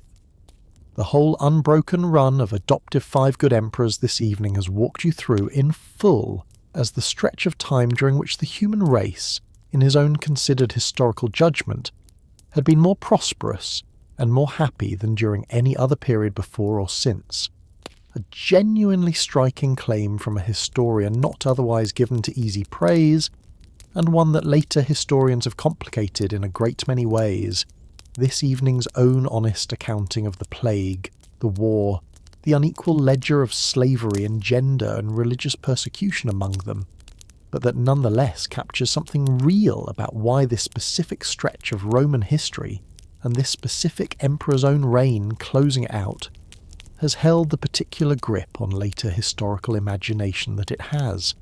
An empire that managed, for the better part of a century, to hand power peacefully from one capable ruler to the next, without a single disputed succession. A genuinely rare achievement history does not offer very many other clean examples of, and one that makes the specific human cost this evening has spent so many hours documenting inside that same golden age the plague, the war, the buried children, the silenced tribes, the unfree households, all the more worth insisting on rather than letting the comfortable label smooth it quietly away. It is worth noting, too, the specific and considerably later readers who found, in Marquis's own private notebook, exactly the kind of companionship this evening has already described modern readers finding in it, because the 18th century Prussian king Frederick the Great is reliably reported to have carried a copy of the Meditations with him on campaign, drawing, in his own considerable correspondence, direct and repeated inspiration from Marcus's own example of a philosopher forced by circumstance into a soldier's life, an American statesman writing in the era of their own young republic's founding, cited Marcus Aurelius among the models of virtuous, restrained, public-spirited leadership they hoped their own new government might somehow manage to produce. A reminder that the specific private struggle this evening has spent so many hours describing, an ordinary, tired, imperfect man trying to remain decent while holding power that decency rarely survives intact, has never actually stopped feeling urgent to whichever generation happens to be reading it, regardless of how many centuries separate that generation from the cold tent where it was first written down. Consider, too, exactly how the specific modern edition responsible for a great deal of the Meditations' own current popularity actually came about, because a widely read English translation published in the early 2000s by the classicist Gregory Hayes, working from the original Greek with a deliberately plain, direct, contemporary style intended to strip away some of the more archaic, formal language older English translations had layered onto Marcus's own already plain private prose, went on to sell, across the following 2 decades, well over 1 million copies, an extraordinary figure for a translation of a 2,000-year-old philosophical text, and one that speaks directly to exactly the kind of accessible, unpretentious voice this evening has already told you the original Greek text actually possessed. And it is worth underscoring too the specific and genuinely striking modern readers who have publicly named the book among their own most cherished. A recent American president once naming it, in a widely reported interview, as a book he kept by his own bedside and returned to regularly, and a Chinese premier reportedly telling visiting foreign officials that he had read the text some 100 separate times across the course of his own long political career, drawing, by his own account, real and repeated comfort from it during periods of considerable personal and political strain, a genuinely remarkable testament to how completely a private Roman emperor's own handwritten reminders to himself have managed to cross not only 20 centuries but every meaningful boundary of language, culture and political system as well. It is worth remembering too one final entry in this same ledger, because the tens of thousands of Roman soldiers and provincial civilians who died in the Antonine Plague and in the Marcomannic Wars, the overwhelming majority of them people this evening is already described as leaving behind nothing more than a name on a funerary stone, or, in a great many cases, not even that, sit outside the reach of Marcus Aurelius's own private philosophy in a way worth naming honestly rather than passing over. Because a discipline built around accepting calmly whatever happens to oneself is a discipline available, in any practical sense, chiefly to the person doing the accepting, and a soldier dying of plague in a frontier camp, or a provincial family burying 3 children inside a single terrible month, received no private notebook, no considered Stoic meditation on the natural order of things, only the plain, undocumented and largely unrecorded fact of loss, a reminder that the calm this whole story has spent so many hours admiring was a philosophy Marcus practiced from inside the one position in the entire Roman world, its throne, from which a person had the most genuine freedom to choose how to receive suffering, rather than simply endure whatever suffering arrived. A notebook that nearly vanished more than once, and the strange path it took back into the world. It is worth naming, plainly, exactly how close the meditations actually came, across the many centuries separating Marcus's own death from the present day, to simply disappearing from human memory entirely, because unlike a text written for publication, and therefore copied, from its very first years, by a wide network of interested readers and professional scribes, Marcus's own private notebook appears to have survived its author by pure chance, quietly preserved, we cannot say precisely how or by whom, within the private and imperial libraries of the Eastern Roman world, the empire historians now call Byzantine, that continued, long after Rome's own western half had collapsed, to read and copy Greek philosophical texts as part of an ongoing, living intellectual tradition, and the very first datable reference any surviving source makes to the text at all comes only in the 10th century after Christ, in the writings of a Byzantine bishop named Arethus, who mentions owning and having copied a text he identifies as Marcus's own writings to himself, a full 8 centuries after Marcus's own death, a gap so large that modern scholars simply cannot say with any confidence what happened to the notebook, or to whatever chain of copies had by then already been made from it, across the whole of that missing span. Notice too the specific and genuinely fragile thread by which the text actually survived into the age of the printing press, because the entire modern textual tradition of the Meditations descends from a small handful of Byzantine Greek manuscripts, the earliest and most important of them, a manuscript historians now simply call the Codex Vaticanus Graecus, copied sometime around the 14th century, well over 1,000 years after Marcus himself had died. And it was this same and narrow surviving manuscript tradition, rather than any wide and continuous popular readership stretching back to antiquity, that a Swiss-German scholar named Wilhelm Zilander drew on when he produced, in the city of Zurich in the year 1558, the very first printed edition of the Meditations the world had ever seen, working, in a detail modern textual scholars find particularly poignant, from a now-lost manuscript that has never been recovered since, meaning that for certain specific passages in the modern text, Zylander's own 16th century printed edition is, quite literally, the only surviving witness anywhere in the world to what the original Byzantine manuscript actually said, a text preserved today only because one scholar, working from a book that would itself vanish within his own lifetime, happened to copy it down accurately before it was gone. Modern textual scholars working to reconstruct the most reliable possible version of the Greek text today have only a small handful of genuinely independent medieval manuscripts to compare against one another and against Zelander's own vanished source, a genuinely narrow surviving evidence base for a text this widely read, and one that leaves open, in a modest number of individual sentences scattered across the whole work, small unresolved disagreements between manuscripts that no modern editor has ever been able to fully settle. disagreements careful modern translations still footnote honestly rather than silently paper over. It is hard not to notice too how slowly and how unevenly the text's own modern reputation actually grew from that same narrow 16th century starting point, because the Meditations remained, for the following 2 centuries, a text read chiefly by classical scholars and by a comparatively small circle of educated readers with the Greek, to approach it in its original language,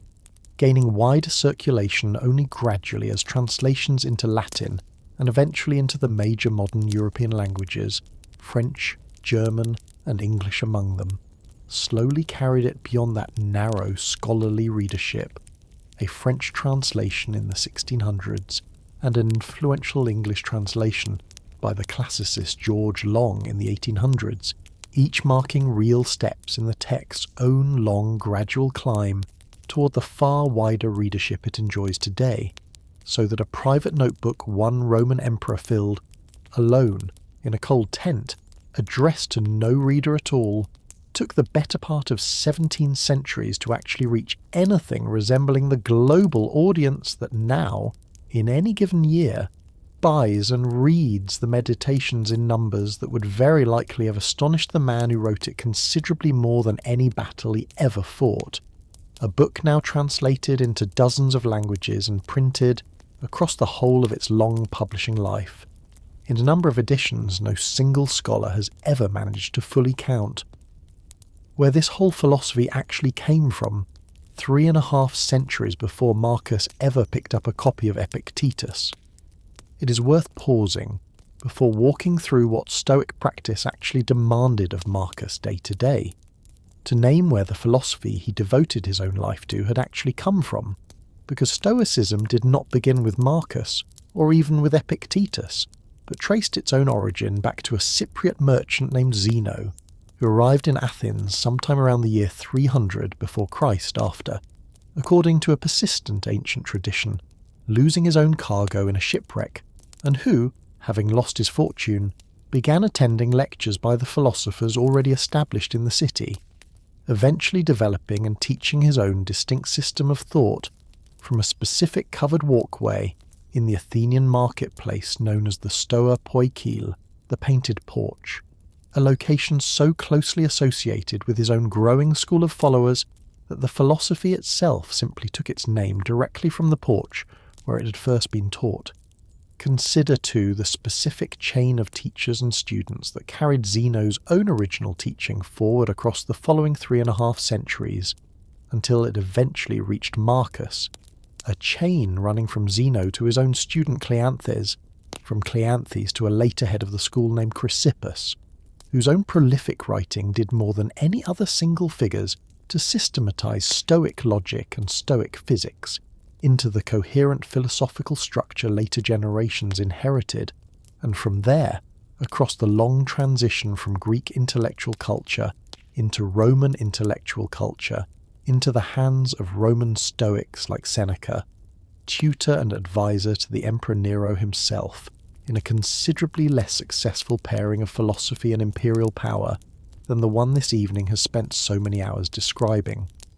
And finally to Epictetus, the formerly enslaved teacher whose own recorded lectures reach Marcus, as this evening has already told you, through Rusticus's own generous loan of a personal copy, meaning that the specific words filling Marcus's own private notebook represent not a philosophy he invented from nothing in a Roman tent, but the far end of an already ancient and already well-worn intellectual tradition, refined and re-argued by generation after generation of teachers before a single one of them ever imagined it would eventually be practiced by a Roman emperor commanding legions on a frontier none of them had lived to see. Notice too why a Roman emperor, ruling an empire whose own official administrative language was Latin, chose to write his own most private and most serious reflections in Greek instead,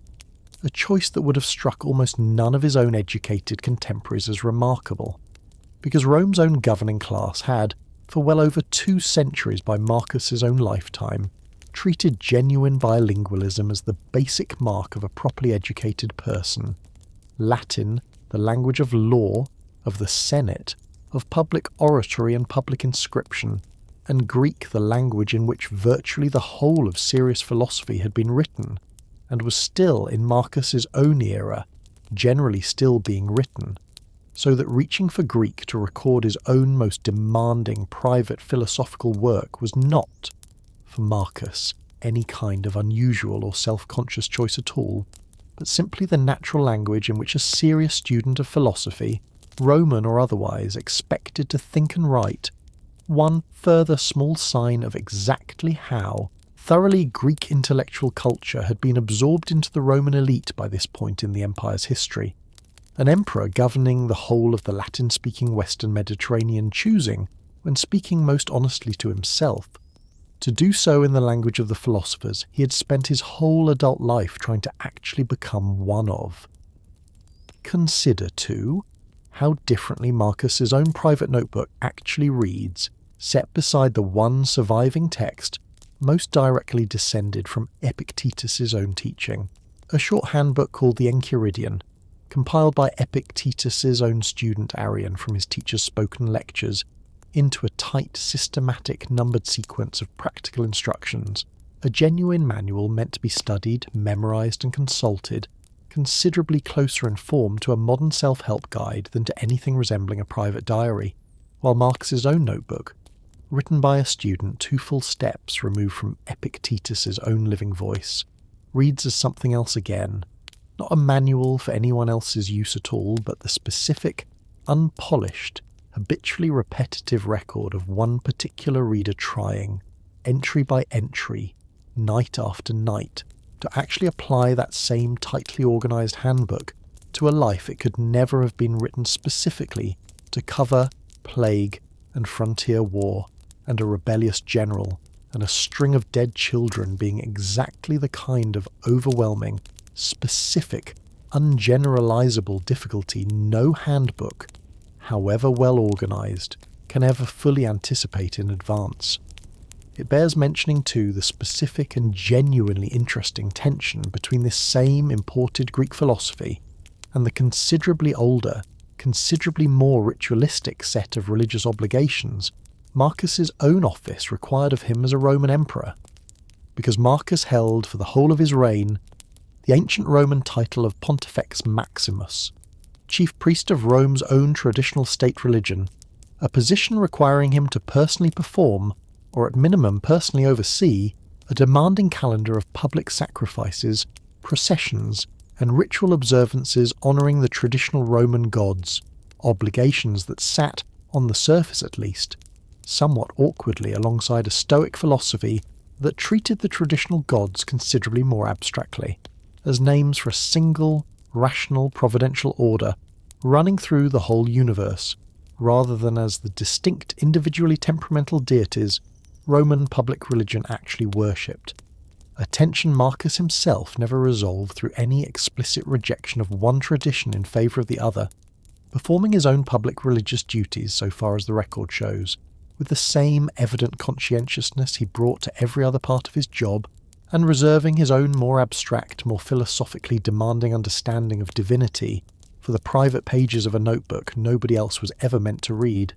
One further small example, among the many this evening has already given you, of a man capable of holding 2 genuinely different frameworks for understanding the world at once, without apparently feeling much need to force either one to fully yield to the other. What Stoic philosophy actually asked of a person, in practice rather than in theory. It is worth slowing down here and actually walking through what the philosophy Marcus practiced so devotedly for so many years actually required of a person on an ordinary day. Because Stoicism, by the time it reached Marcus through Rusticus and through his own careful reading of Epictetus, was not a vague general attitude of calm acceptance, but a structured discipline, inherited from Epictetus's own teaching, built around 3 distinct areas of practice a student was expected to work at simultaneously. The first, the discipline of desire, asked a person to want only what was genuinely within their own power to have, redirecting the whole of one's own longing away from external outcomes, wealth, health, other people's good opinion, none of which any person can fully guarantee no matter how hard they work or how well they behave, and toward the one thing that actually does lie entirely within a person's own control, their own effort and their own intention, so that a Stoic in genuine training learned, slowly and with real difficulty, to want to try their best rather than to want to succeed. Since trying is a thing a person can always deliver and succeeding, in a world governed by chance, illness, other people's choices and simple accident, very often is not. The second discipline, the discipline of assent, asks something even more demanding, that a person learn to pause in the space between an event happening and a person's own emotional reaction to it, and examine the raw impression that event had produced before simply accepting it as true, because a Stoic in training came to believe that it was never really the event itself, a rude comment, a financial loss, an illness, that caused a person's own suffering, but rather the judgment a person's own mind immediately and often unconsciously attached to that event. They practice Stoic learning to catch that judgment in the act, examine it honestly, and ask whether it was actually accurate, whether an insult really was as significant as the sting of hearing it made it feel, whether a setback really was as catastrophic as the first wave of panic insisted it was. A discipline Marcus can be found practicing quite visibly on page after page of his own private notebook, a man catching his own irritation in real time and talking himself back down from it before it could fully take hold. The third discipline, the discipline of action, asks a person to act in every situation with justice and with the good of the wider human community in mind, treating every other person, in principle, as a fellow citizen sharing in the same universal reason, an idea that gave Stoic ethics its genuinely wide moral horizon, even as this evening has already had to name, honestly, exactly how unevenly that same wide horizon actually extended in practice. And it was this same third discipline, more than the other two, that shaped the specific, practical, unglamorous decisions this evening has already described, the burned letters, the auctioned jewellery, the reformed laws protecting enslaved people from a master's outright killing, evidence that whatever the philosophy's own limits, it was not, for Marcus, a philosophy practiced only in private, while public life proceeded by entirely separate rules. Notice, too, one specific image Marcus reached for more than once, to explain exactly what that same third discipline actually required of a person living inside a wider community.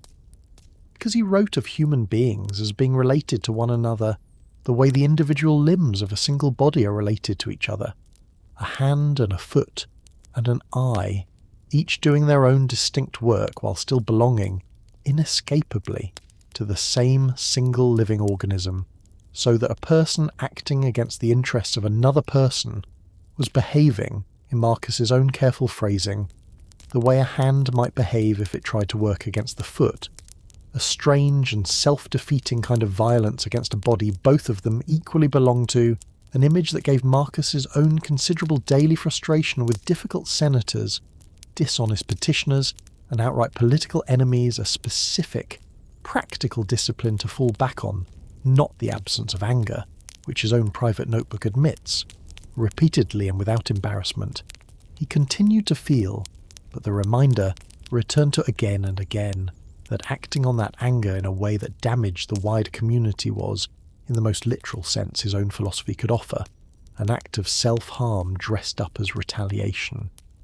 Notice, too, one further and genuinely striking mental exercise Marcus returned to across his own private writing, more than almost any other single technique, an exercise modern readers and modern translators have come to call the view from above, in which Marcus would deliberately imagine his own immediate circumstances, whatever specific worry or grievance or fear happened to be pressing on him that particular night, from an ever-widening physical vantage point, first as an observer watching himself from just outside his own body, then from above the camp itself, then from high enough above the earth to see entire provinces and entire seas at once, and finally from a vantage point imagining the whole of human history compressed into a single, passing moment against the vast and largely indifferent scale of the universe itself, a deliberate exercise in perspective specifically designed to shrink whatever immediate anxiety was pressing on him back down to its own actual modest size. A Roman general's grudge, a delayed supply shipment, even the whole sprawling political crisis of a rival's rebellion, reduced by the simple act of zooming far enough out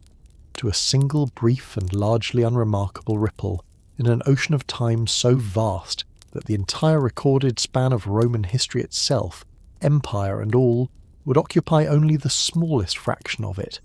The whole of the Marcomannic War, the whole of the plague, the whole of Marcus's own long, difficult, decorated life, reduced from that same wide enough vantage point to something not even large enough to properly qualify as a single passing moment. An exercise this evening would gently suggest trying for yourself, tonight, on whatever is pressing on, you as you listen, because a technique tested for 2,000 years by a man commanding armies and burying his own children has, if nothing else, earned the right to be tried by considerably smaller worries than his. It is worth noting, too, a single specific piece of intellectual honesty that recurs, again and again, across Marcus's own private notebook. A phrase modern translators render slightly differently from one edition to the next, but that consistently preserves the same underlying hedge, whether the universe is governed by a rational providential order or is simply an endless, purposeless collision of atoms, because Marcus, despite writing from within a Stoic tradition that officially taught the former a universe shot through with divine reason and purpose, returns repeatedly to this same uncertainty rather than simply asserting his own school's official position as settled. Fact, reasoning, in entry after entry, and returning to the question often enough that it clearly still genuinely unsettled him, even late in life, that his own private ethical conclusions act justly, accept what cannot be changed, treat other people as fellow citizens of a shared world, held up regardless of which cosmology actually turned out to be true, a genuinely striking piece of philosophical humility worth sitting with for a moment before moving on from a man holding what was, in every practical sense, the single most unaccountable position of authority in the ancient Western world, someone answerable to no earthly power large enough to correct him, who nonetheless kept leaving room, in his own most private writing, for the possibility that his own settled convictions about the universe itself might simply be wrong, a habit of mind considerably rarer among the powerful in any century than it probably ought to be. Notice, too, exactly how directly and how repeatedly Marcus's own private notebook returns to the specific subject of his own death, not as a single dramatic confrontation, but as a recurring, almost meditative daily exercise, reminding himself across dozens of separate entries that death was simply another natural process, no different in kind from the changes a person's own body had already passed through many times over since infancy, no more to be feared than the process of falling asleep, a comparison Marcus returns to often enough that it is worth pausing on directly here, tonight, since sleep itself is the specific destination this whole evening has been gently steering you toward for hours now, and since a man who spent so many private pages teaching himself not to fear his own final rest might, if nothing else about tonight's long story stays with you, at least leave you this one small, borrowed permission to let go of the day now ending and rest without reservation, and that a person who had genuinely internalized that fact was thereby freed to actually live the days still remaining to them, rather than spending those same days anxiously guarding against an ending that could not, in any case, actually be prevented. A discipline that reads, examined against everything this evening has told you about the actual final years of his life, less like abstract philosophical theorizing, and more like the specific practical mental preparation of a man who had watched death take his own children, his own wife, his own brother, his own tutor's own children in turn, and a great many thousands of the soldiers under his own command, and who needed, quite genuinely, some working way to keep functioning and keep governing, and keep showing up to an unglamorous tent full of paperwork every single morning in the middle of all of it. A frontier Rome had been quietly warned about for decades and chose, each time, not to hear. It is worth returning, briefly, to the Danube frontier itself and naming honestly how far back the warning signs of the eventual Marcomannic crisis actually reached, because this evening has already described the immediate trigger: plague-thinned legions meeting a large coordinated tribal coalition at the worst possible moment. But the pressure building against that same frontier had been visible, in a smaller and more manageable form, for at least a generation before it finally broke. Roman governors along the Danube had filed reports, across the reigns of both Hadrian and Antoninus Pius, describing increasingly frequent tribal movement, increasingly frequent requests from Germanic and Sarmatian groups to settle on Roman-controlled land as farmers and as soldiers rather than remain outside the frontier entirely, a request Roman administrators had granted cautiously and in modest numbers for decades, treating each individual request as a minor local administrative matter rather than as the leading edge of a much larger demographic pressure building far beyond direct Roman observation, in exactly the way a slow, quiet pressure so often does build, one manageable request at a time, until the arrangement that had absorbed each request comfortably on its own suddenly finds itself facing all of them at once. It would be too tidy and too convenient a piece of hindsight to claim that any specific Roman official could or should have foreseen the specific scale of the eventual crisis. But the crisis itself did not arrive from nowhere, however suddenly it felt to the terrified population of Aquileia, watching a hostile army approach northern Italy for the first time in 3 centuries. It arrived at the end of a long, quiet accumulation. Nobody with the power to act on it had ever quite found reason to treat as urgent, until it no longer left them any other choice. How close it actually came to going differently, at 3 or 4 separate moments across this whole long story.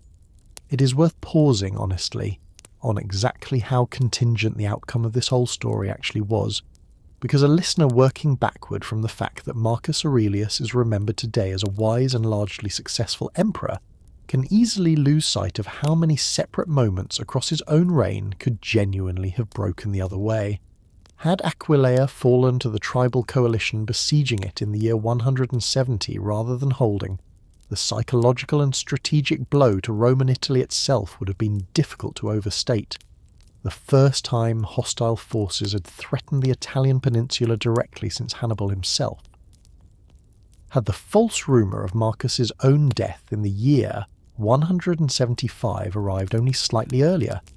before Marcus's own considerable reputation for personal restraint and evident continued vigour had time to work against Avidius Cassius's claim, or had Cassius's own officers not turned against him before Marcus's advancing army actually arrived,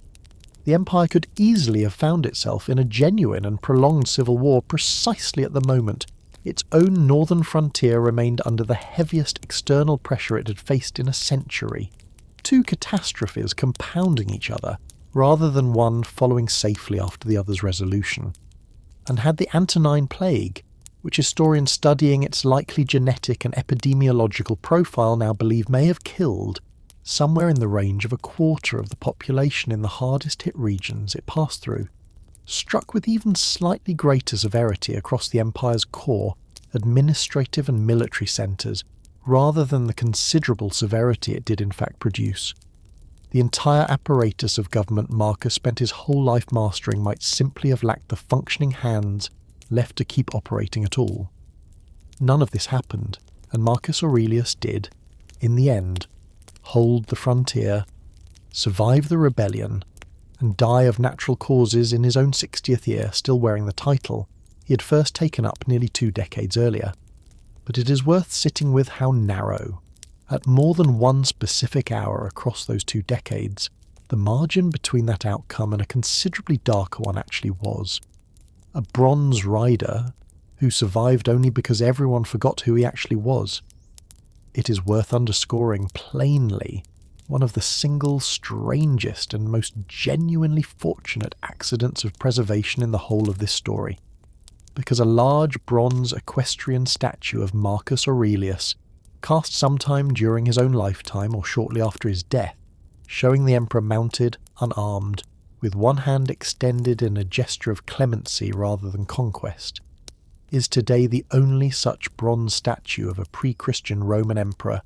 to survive intact anywhere in the world, every other comparable imperial statue from antiquity having been melted down across the centuries following Rome's own conversion to Christianity for the considerable value of its raw bronze, a fate this particular statue avoided for a single, almost accidental reason, that medieval Christians who encountered it standing in Rome had, by some point in the confused historical memory of the early medieval city, simply come to believe it depicted the Emperor Constantine, the first Christian emperor, rather than the openly pagan Marcus Aurelius it actually represented, a mistaken identity that spared the statue from destruction for the better part of 1,000 years,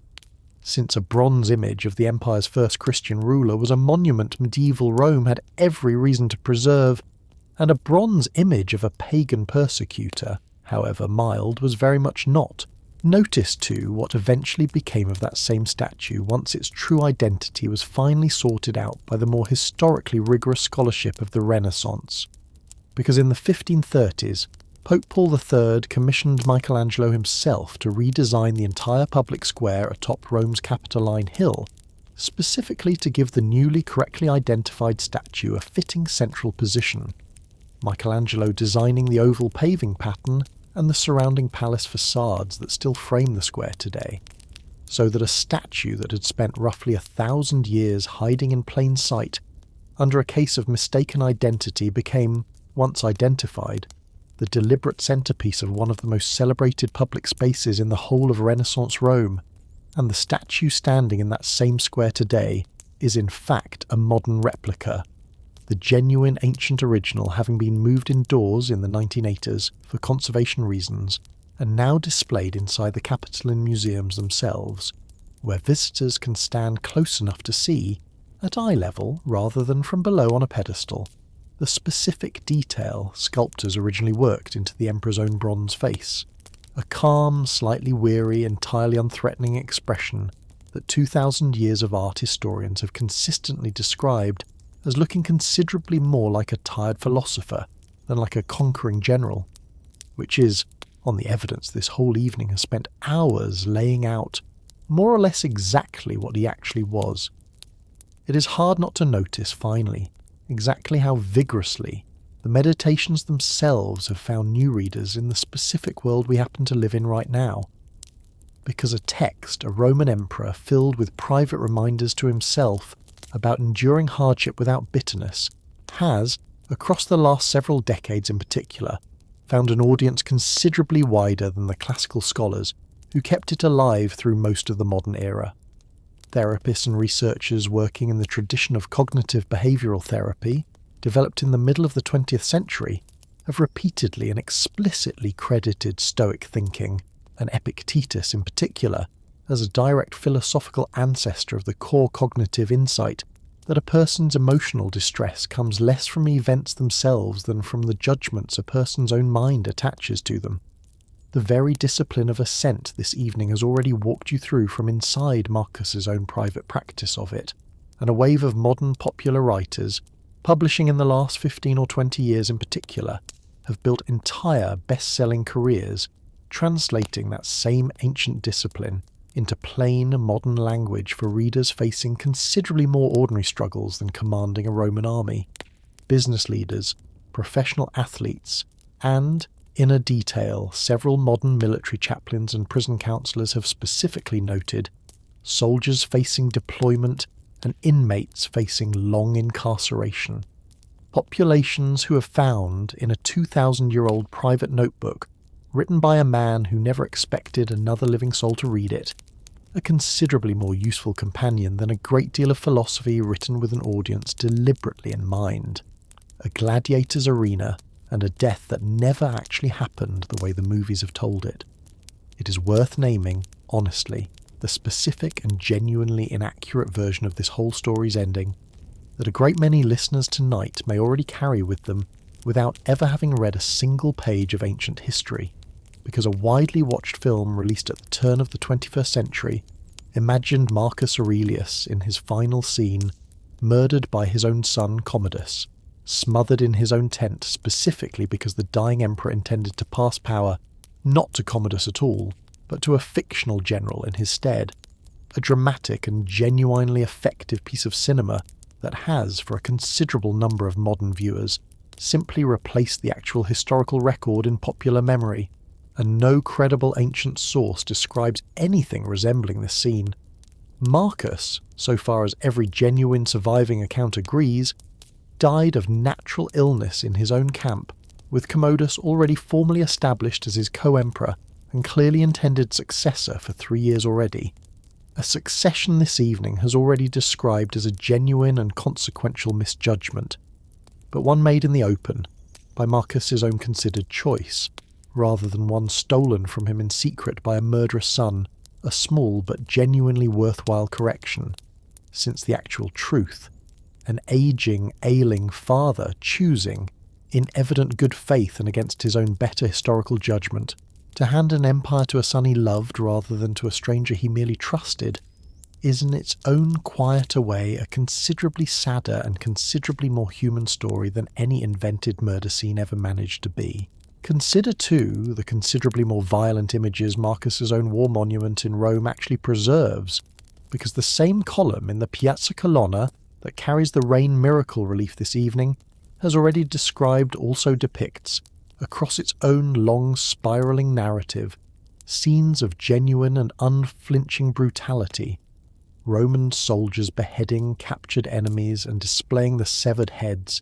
villages burning, captured women and children being led away into slavery,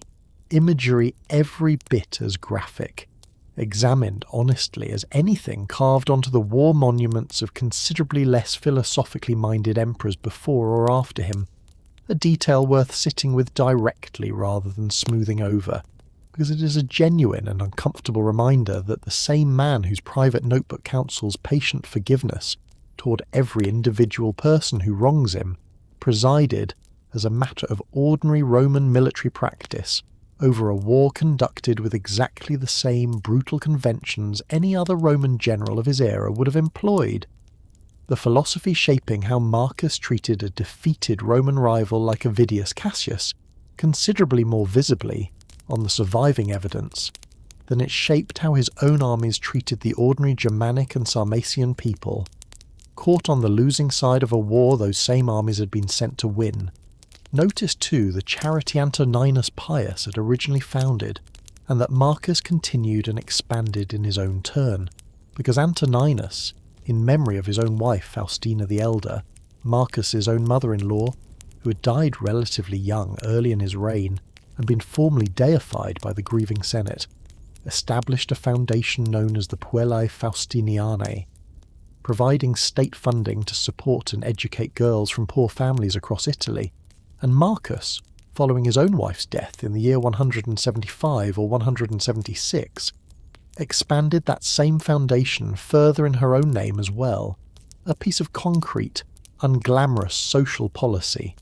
Girls who would otherwise have received no formal support at all, receiving state-funded maintenance specifically because 2 successive emperors had each, in turn, wanted some lasting public memorial for a wife they had genuinely mourned, a considerably more practical and considerably more enduring form of grief than any single funeral oration, however heartfelt, could have provided on its own. It is worth remembering, too, one further piece of unglamorous but genuinely significant work that filled Marcus's own days across the whole of his reign, the actual daily legal business of governing an empire of some 60 million people,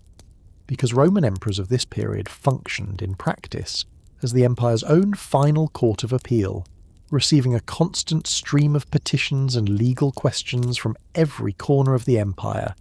disputes over inheritance, questions about the guardianship of orphaned minors, appeals from provincial governors, uncertain how a specific law ought to apply to an unusual local case. And Marcus, by every surviving account, approached this same flood of unglamorous paperwork with a thoroughness several ancient sources describe as almost excessive, reportedly spending so many hours personally reviewing individual legal cases that his own advisors worried, more than once, about the toll it was taking on health already fragile to begin with. A portrait considerably less dramatic than any battlefield scene this evening has described. An emperor who spent a genuinely enormous share of his own limited time and limited energy, not on grand policy or grand philosophy, but on the specific patient work of making sure individual orphans, individual widows, and individual disputed wills received a fair and carefully considered imperial ruling. A tutor's own private grief, rediscovered alongside everything else the palimpsest gave back to history. It is worth returning briefly to Fronto, the rhetoric tutor, whose own long, affectionate correspondence with Marcus this evening has already leaned on more than once, because the same rediscovered letters that preserve his warmth toward his famous former student also preserve something considerably darker, a private grief of Fronto's own that ran, in its broad shape, remarkably parallel to Marcus's own repeated losses, because Fronto and his wife appear, from the letters that survive, to have lost several of their own children in infancy or early childhood across these same decades, losses Fronto wrote about to Marcus with a rawness the more polished, more public genres of Roman literature rarely permitted, grief expressed plainly, without the careful philosophical framing Marcus's own private notebook almost always eventually supplied for its own losses, and Marcus's own surviving replies to these same letters show him offering his old tutor exactly the kind of direct, unphilosophical comfort a grieving friend actually needs, rather than a lecture on Stoic. Acceptance, a reminder worth holding alongside everything this evening has already told you about the discipline Marcus practiced in his own private notebook, that the same man who worked so hard to teach himself calm acceptance in the face of his own grief clearly understood, when the grief belonged to someone he loved rather than to himself, that comfort and philosophy were not always the same gift, and that knowing which one a grieving friend actually needed in a given letter was its own kind of wisdom, considerably less written about than the Stoic disciplines themselves, but no less genuinely practiced by the man extending it. What archaeology has actually pulled out of the ground where Marcus's own camps once stood. It is worth adding too exactly what physical dug-up evidence survives of the actual military camps, where Marcus spent so much of the final decade of his life, because the Roman legionary fortress at Carnuntum on the Danube in what is now Austria, not far from where this evening's own opening scene first found him, has been extensively excavated by modern archaeologists, revealing the physical layout of exactly the kind of camp Marcus himself would have lived in. Barracks blocks arranged in precise standardized rows, a headquarters building at the fortress's own administrative centre, bathhouses, workshops, and an amphitheatre capable of holding several thousand people, evidence that even a frontier military camp deep in hostile territory maintained, so far as circumstances allowed, the same basic infrastructure of ordinary Roman civic life and a persistent local tradition, impossible to verify with any real archaeological certainty, but consistently repeated by generations of local historians, holds that Marcus composed at least a portion of his own private notebook, specifically at Carnuntum. The surviving text of several of its individual books actually carrying headers in the ancient manuscript tradition, identifying where they were written, among the Ones and Granova River, a Roman name for a nearby waterway, small textual details that, whatever their precise reliability,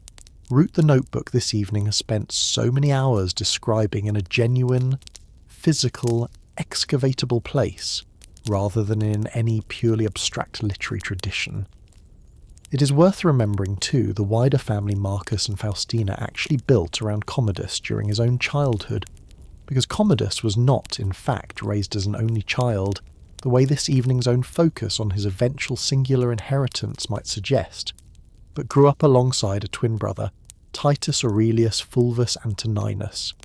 who died at around 4 years old, and alongside the considerable further list of siblings this evening has already described losing, meaning that by the time Commodus alone remained as Marcus and Faustina's only surviving son, he had spent his own childhood watching, at close range and repeatedly, the same pattern of loss this whole evening has already asked you to sit with, brothers and sisters who simply did not survive. A childhood context worth naming honestly, since a boy who grew up as the sole survivor of so large and so repeatedly grief-stricken a family suddenly elevated at 16 to co-rule the largest empire in the Western world faced a genuinely unusual weight of both loss and expectation that his own father's careful education, however diligently offered, may simply never have been equal to counterbalancing. It is worth noting too that the book keeping you company tonight, wherever you happen to be listening from, whatever is pressing on you as your own eyes grow heavy, sits on nightstands not so very different from the one a Roman emperor never actually had, because Marcus wrote by lamplight in a tent rather than in any bed, and the private, unglamorous, repetitive work of talking yourself back down from whatever is keeping you awake, a worry about tomorrow, a grief you have not finished carrying, a frustration with someone you cannot simply stop caring about, is exactly the same work he was doing, entry by entry, in that same cold camp on the Danube nearly 2,000 years ago. And there is something worth holding on to, drifting towards sleep tonight, in knowing that the specific shape of that private struggle, examine the thought, separate what you can control from what you cannot, return to the headland and let the water find its own way to stillness around you, has already been practiced, imperfectly and patiently, by an old man in a tent who did not have you in mind at all and managed most nights to find his own way back to something like calm anyway. Let us walk back through the whole shape of it, quietly and slowly once more from the very beginning. A boy born into a wealthy but provincial Spanish-Roman family on Rome's own Caelian hill,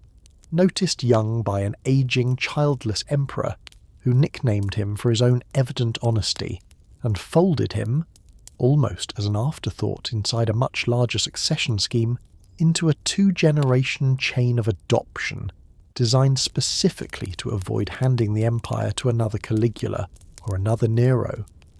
A teenager who took philosophy considerably more seriously than his own family found comfortable, sleeping on skins instead of a bed, wearing a rough cloak instead of fine clothes, and who found, in a borrowed copy of a formerly enslaved teacher's lecture notes, a discipline he would spend the whole of the rest of his own long, demanding life quietly practicing, and almost as quietly and almost as honestly failing to ever fully master. 2 decades of patient, largely uneventful apprenticeship under an adoptive father, whose own reign proved that competent, humane governance did not require constant drama to be genuinely successful,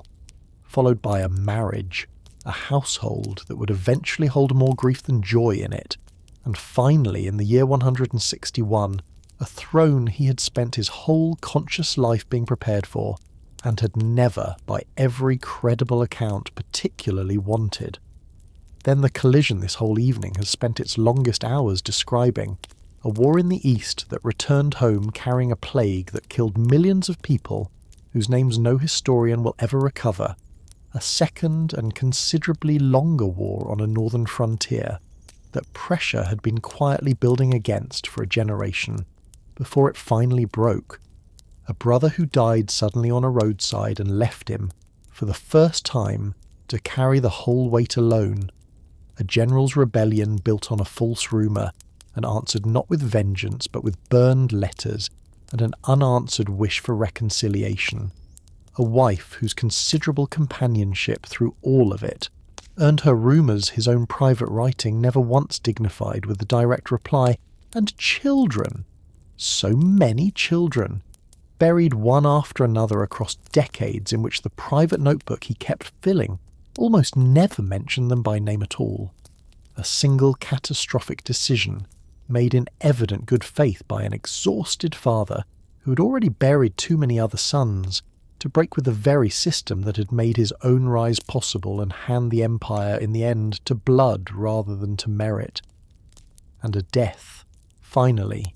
in a cold tent on the same frontier that had taken most of the last decade of his life, ending without any particular drama, a reign 2,000 years of later readers would come to regard as something close to the high water mark of what a single human being wielding absolute power might actually manage to become. Return one final and unhurried time to the headland standing quietly against the waves. It is worth returning, in these last few minutes, to the single image Marcus reached for more often across his own private notebook than any other, because we are in a position now, having walked through the whole shape of his actual life rather than only the philosophy he wrote about it, to see exactly how much weight that image was actually built to carry. A rocky point of shoreline, unmoved by water that strikes it again and again, is not a description of a life free from difficulty, and Marcus's own life, examined honestly across everything this evening has told you, was about as far from free of difficulty as any life in the ancient world plausibly could have been. Plague, war,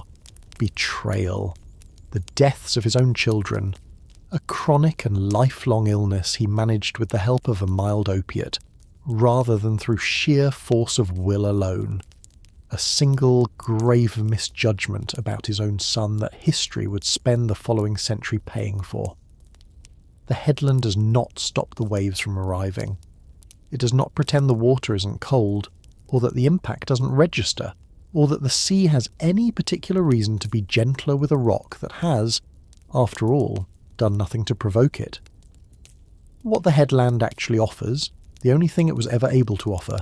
is that it keeps being exactly where it already was, strike after strike, until the water, which cannot sustain its own fury indefinitely, no matter how relentlessly it tries, eventually quiets and pools around a base that never once moved to meet it halfway. That was, so far as 2,000 years of surviving evidence allows us to actually judge, more or less the whole of what Marcus Aurelius managed, no more, and, on the honest reckoning this evening has tried to give you, considerably no less either, a man who did not, in the end, stop the plague,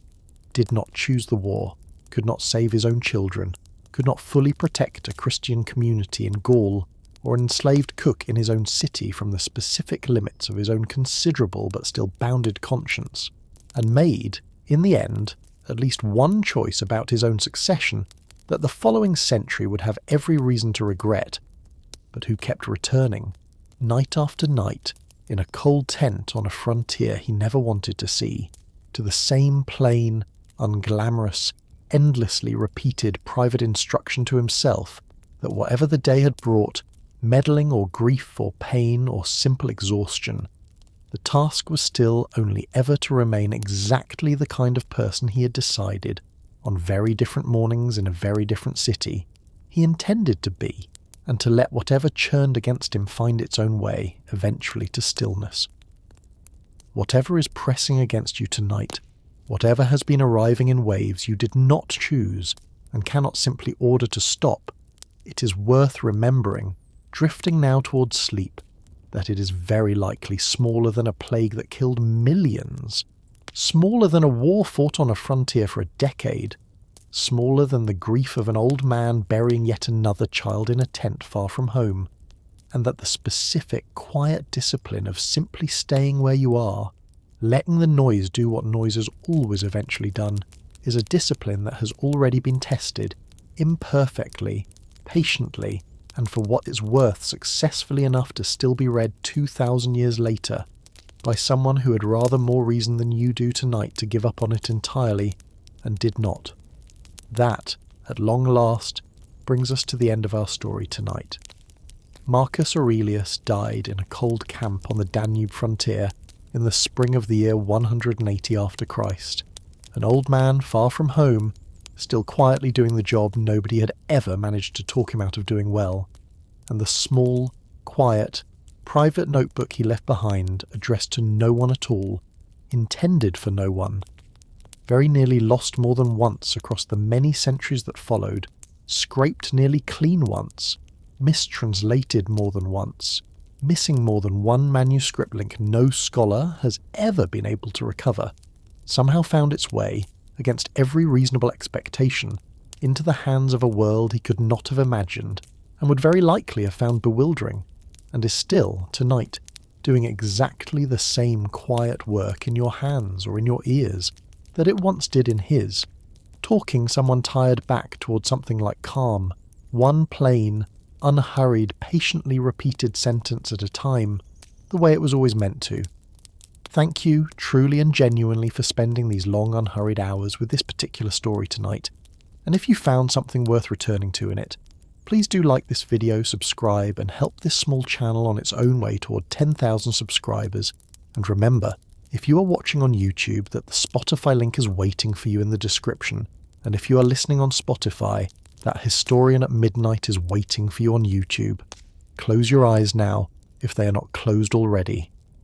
Let the whole room go quiet now. Let the water settle. Let the headland keep standing exactly where it has always stood, unmoved and unhurried, and let the rest of the night take care of itself.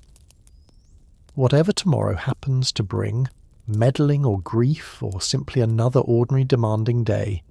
it will very likely still be there waiting for you in the morning, exactly the way it was always going to be, and there is nothing useful left for you to do about any of it tonight. Whatever kind of night this has been for you, hard or easy, ordinary or not, it has been genuinely good to spend it here with you, in this particular room, with this particular story. Good night, and sweet dreams.